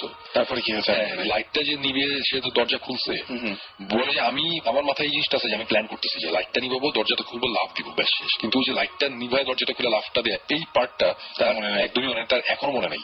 এখনো মাঝে মধ্যে যদি আমরা একসাথে মিট করি আমাদের সাথে ফ্রেন্ডরা যখন কথাটা বলে তো সে বলে যে তার মানে কিছু মনে নেই, সে জানে না অ্যাকচুয়ালি ওই দিন ওইখানে ঘটনাটা অ্যাকচুয়ালি কি হয়েছিল। অদ্ভুত ব্যাপার, হ্যাঁ এটা বেশ অদ্ভুত আর কি। এবং এরপরে ওই চৌকিদার উনি তো বোঝার কথা, উনি মানে নিশ্চয়ই হয়তো বা তখন সিচুয়েশন হয়েছে এটা যদি আজকে ঘটতো মানে এখনকার সময় ঘটতো আমরা জিজ্ঞেস করতাম, তখন আমরা 19টা বাচ্চা ছেলে আমরা তখন মানে ভয় আমাদের কথা হচ্ছে যে এই ঘটনা যদি আমাদের প্যারেন্টস লেভেলে কেউ জানে আমাদের তো গ্রাউন্ড আলোচনায় খবর হয়ে যায়, খবর হবে মানে শেষ অবস্থা হয়ে যাবে। মানে যে কারণে আমরা এটা নিয়ে কোনো কথা বলি নেই এখনো। হয়তো আমাদের স্কুল ফ্রেন্ড অনেকে হয়তো ভুলে গেছে, কিন্তু এটা ডেফিনেটলি এটা এরকম একটা জিনিস যেটা মানে মনে করাই দিলে সবার মনে করে সবাই এখন হয়তো আমরা অনেকে হাসাহাসি করি এটা নিয়ে, বা ব্যাপারটা অ্যাকচুয়ালি মোটেই ওই সময় হাসির ছিল না। এবং ওই সময় কিন্তু এই ব্যাপারগুলো ঘটনাটা এমন মানে এখন যেরকম অনেক চিন্তা ভাবনা করে না এটা করা কি একটা ব্যাপার, সিলি ব্যাপার না এটা, তখন এটা অনেক মানে কি বলবো যে হতেই পারতো এরকম একটা ব্যাপার ছিল। জিনিস খেয়াল করেন আমাদের যতই আমরা দেখেছি আজ পর্যন্ত দেখেছি আমরা ডিসকাস করছি এই ইনফ্লুয়েন্সের ব্যাপারটা ইটস অল ওভার। তারপরে এই নিউ ইয়র্কে যে কেসটা বললেন ওখানে মানে সিভিয়ার ফাইট হয়ে যাওয়া, ইনফ্যাক্ট আমরা একটা ফ্রেন্ডদের চিনি, একটা কাপলকেও চিনি যারা সিলি ম্যাটার নিয়ে ফাইট করতে করতে এমন একটা পর্যায়ে পৌঁছে যে দে ব্রোক আপ, কিন্তু তারা পরে যে রিয়েলাইজ করছে যে what did we fight over. তারপর একদম সাইকোলজিক্যাল ইনফ্লুয়েন্স। এই জিনিসটা সাইকোলজি ইনফ্লুয়েন্স। এবং আমি যেটা বলবো যে পজিশন বলতে যেটা বুঝি আর কি হয়ে যায় বা ওই অন দ্য ওয়ে অফ মানে আমি এটাই ভাবছিলাম মানে পুরো সময় যে এটা যদি জিজ্ঞেস করতেন না তাহলে মানে অবশ্য ওই সময় বুঝবো না, ওই বয়সে বুঝলাম না ব্যাপারটা ছিল না সেটাই। বাট এই পজিশনের কারণে আমি দেখেছি যে এখন আমরা গ্রামের অনেক ঘটনা শুনি, অনেক জায়গায় শুনি যে এই জিন ধরেছে বা ভূত ধরেছে, সে অনেক উল্টো পাল্টা আজকেও আমরা কিন্তু গল্প শুনলাম। সো আমার মতে এই পজিশনেরও, এটা আমার ওপিনিয়ন, পজিশনেরও কিন্তু কম বেশি আছে আর কি। কেউ হয়তো খুব হালকা ভাবে পজেসড হয়, তাকে হয়তো বা অনেক উল্টোপাল্টা কাজ তাকে দিয়ে হয়তো করাতে পারে না, কিছু কিছু মোমেন্ট আসে তখন সে কিছু একটা করে, উল্টোপাল্টা একটা কিছু করে বা কিছু জিনিসপত্র হয়। কিন্তু অনেকের আবার অনেক বেশি হয়, অনেকে আছে আবার হয়তোবা তাকে কিছু একটা পজেস করেছে, তাকে দিয়ে হয়তো খুব হালকা কিছু কাজ করাচ্ছে বা মাঝে মধ্যে হয়তো তার mind and state of mind change হয়ে যাচ্ছে, অনেক রকম করছে। কিন্তু সে যেহেতু জিনিসটা বিলিভ করে এবং তার মনে হয়তো অনেক ফ্রাস্ট্রেশন দুঃখ থাকতে পারে, সবকিছু মিলায় তখন হয়তো সে নিজেও কিছু অন্যভাবে রিয়েক্ট করে, দুটো মিলিয়ে তখন উইয়ার্ড একটা জিনিস হয় আর কি, অ্যাগ্রিভেটেড হয় আর কি। বিকজ আমি এখন যে রেডিওতে অনেক মানুষজনই শুনছে আমি সবাইকে বলছি, কখনো যদি এরকম কোন সিচুয়েশনের মধ্যে আপনারা পড়তে থাকেন যে খুব উইয়ার্ড জিনিসপত্র হচ্ছে আশেপাশে, কখনো যদি আপনারা ফিল করেন যে আপনাদের ঘাড় বেশ ব্যথা করে, মানে ঘাড় খুব ভার ভার লাগে, অনেকটা প্রেশার হাই হয়ে গেলে যেরকম হয়, অথবা গায়ের টেম্পারেচার খামাখা অনেক বেড়ে যাচ্ছে, কখনো যদি আপনারা দেখেন যে আপনাদের নিজেদের অথবা আপনাদের আশেপাশে ফ্রেন্ডদের মানে মেন্টাল স্টেট মানে কোনো বড় ঘটনা ছাড়াই চেঞ্জ হয়ে গেছে, সে হঠাৎ করে মাঝে মাঝে খুব অদ্ভুত আচরণ করছে, আচরণ নয় অদ্ভুত কথাবার্তা বলছে যেগুলো সে স্পিক করে না, অনেক জোরে জোরে চিৎকার করে কথা বলে, একটু এই টাইপের যখন জিনিসপত্র হয় তখন আপনারা একটু খেয়াল রাখবেন। বিকজ আমি যেটা বুঝি, আমি যেটা বিলিভ করি, এটা হচ্ছে পজিশনের ফার্স্ট স্টেজ হচ্ছে এটা। প্রথমে এই টাইপের জিনিসপত্র দিয়ে শুরু, এবং শুনবে মানে পরিণতিটা আরো খারাপ, মানে যে চেহারা চেঞ্জ হয়ে যায়, তারপরে যে নিজেকে হার্ট করে, নিজেকে হার্ট করতে শুরু করে, সাইকোলজিক্যাল ফিনোমেনন। সাইকোলজিক্যাল তো আছে। এখন আমরা আমাদের কথা হচ্ছে যে আমরা এখানে তার ওই যে লজিক্যাল এক্সপ্রেশন সাইকোলজিক্যাল দিয়ে কথা আমরা বলতেছি, সাইকোলজিক্যাল যে প্রবলেম আছে সেগুলো আছে, হ্যাঁ, যেগুলো নাই সেগুলোর ব্যাপারে কি হইতে পারে না হইতে পারে এটার ব্যাপারে আমাদের একটু বলা। একদম। কিন্তু শুনবেন যে ফার্স্ট সাইন অফ পজেশন হচ্ছে যে সবসময় এক ফার্স্ট দেখা আমাদের সবার মধ্যে যে অ্যাগ্রিভেটেড, রাগ হয়ে যা খুব তাড়াতাড়ি, fighting over the serious things. হ্যাঁ, এই জিনিসটা আমরা অনেক দেখেছি, এগুলো আমাদের মানে খুবই কাছের মানুষজনদের জিনিসটা আমরা দেখেছি। মানে বললাম না যে এরকম একটা ঘটনা ঘটেছে যে আমি আর সাকিব একটা জায়গায়, এবং আমরা বুঝতে পারছি সামথিং ইজ রং, কিন্তু কি আমরা বুঝতে পারছি না, কিন্তু আমরা একটা জিনিসের উপরে আমরা দুজন ঝগড়াঝাটি করছিলাম, এবং তারপরে সাকিব আমার বলে যে শুনবে আমরা এটা কি করতেছিলাম, আমরা যে হ্যাঁ আমরা ওইখান থেকে চলে আসার পরে আমরা ব্যাপার নর্মাল।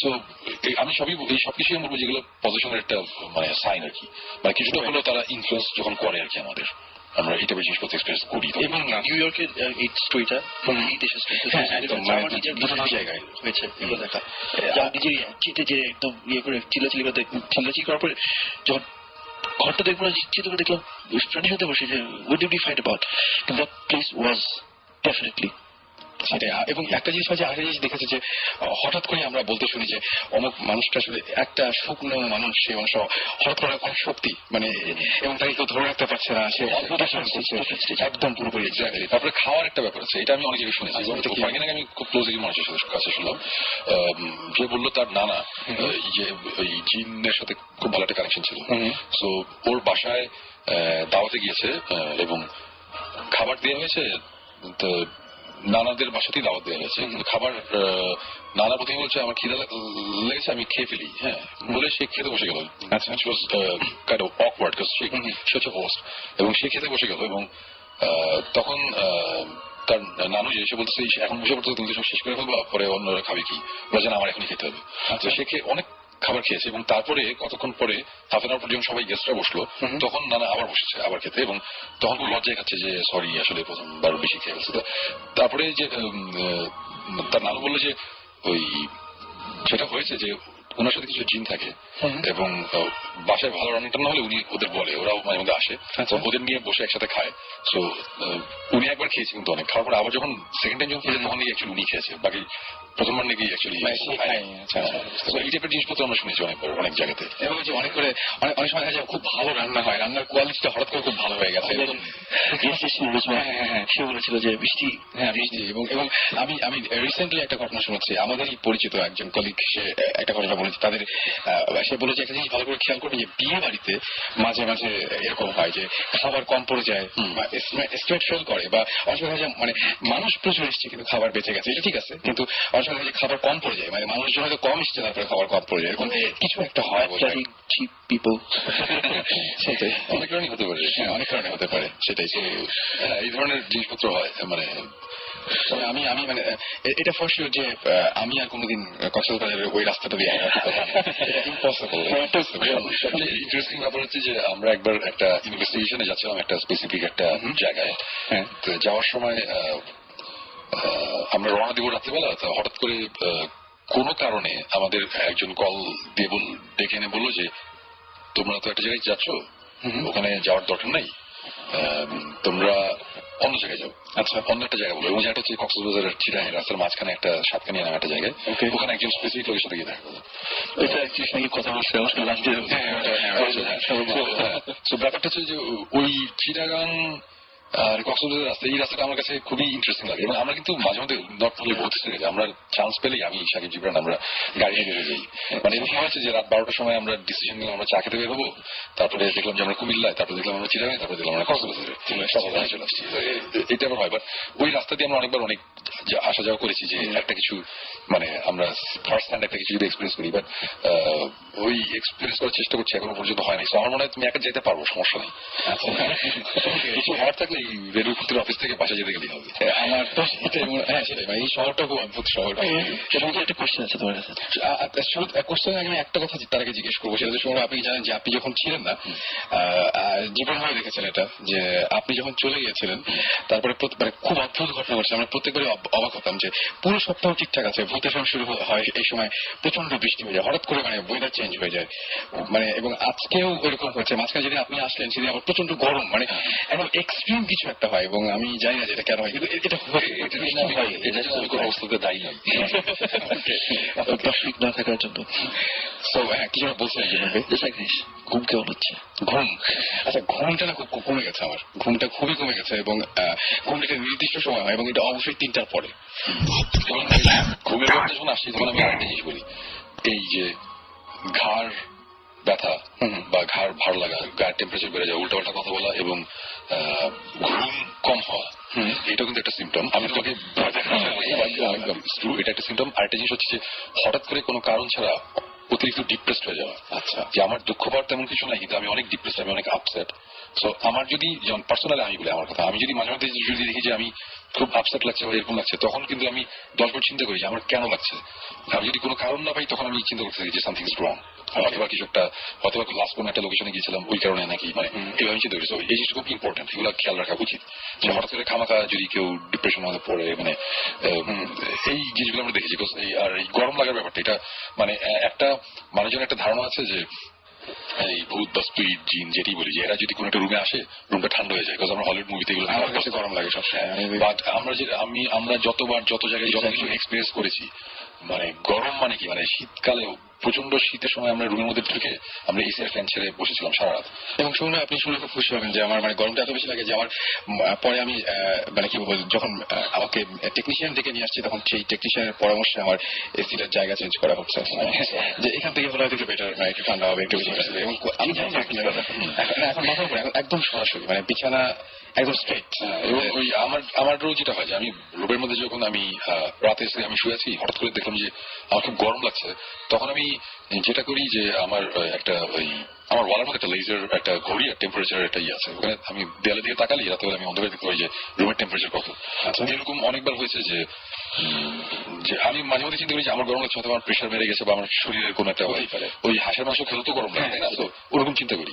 তো ওরকম কিছু হলেই আমি তখন দেয়ালের দিকে তাকিয়ে দেখি যে রুমের টেম্পারেচারটা অ্যাকচুয়ালি কত। এটা খুব ভালো একটা মানে মিলিয়ে নেয় আর কি। হ্যাঁ, সো আমি মিলিয়ে নেই এবং আমরা এরকম মিলিয়ে এরকম আমার এরকমও এক্সপিরিয়েন্স আছে যে আমি মিলিয়ে আমি বুঝলাম যে না অ্যাকচুয়ালি রুমটা গরম হয়ে গেছে, যেটার কারণটা আমার জানা নেই যে কেন রুমটা গরম। সো এখন না হয় আমরা এগুলো করতে করতে এক্সপিরিয়েন্স হয়ে গেছে, আমাদের কাছে ইকুইপমেন্টও আছে, আমরা সাথে সাথে দেখতে পারি যে আমরা কোনো ইলেকট্রোম্যাগনেটিক ফিল্ড ঠিক আছে না অথবা টেম্পারেচার ঠিক আছে কিনা, সবার তো এটা করা পসিবল না। তো আমি বললাম যে এই জিনিসগুলা আমার অনেক খেয়াল করলে। এবং আমি একটা জিনিস বারবার করে বলবো যে আরো মানে বাসাটার মধ্যে কোনো ঝামেলা আছে কিনা, এটা আমি ম্যাক্সিমাম জায়গায় এটা মিলাই আছে, যে দেখেছি যে জিনিসপত্র আকারে হারিয়ে যায়, মানে যেখানে রাখি সেখানে থাকে না, আরেক জায়গায় চলে যায়। এটা খুব কমন জিনিস এবং অ্যাকর্ডিং টু সাম পিপল যারা এগুলো জিন টিন এক্সপিরিয়েন্স করেছে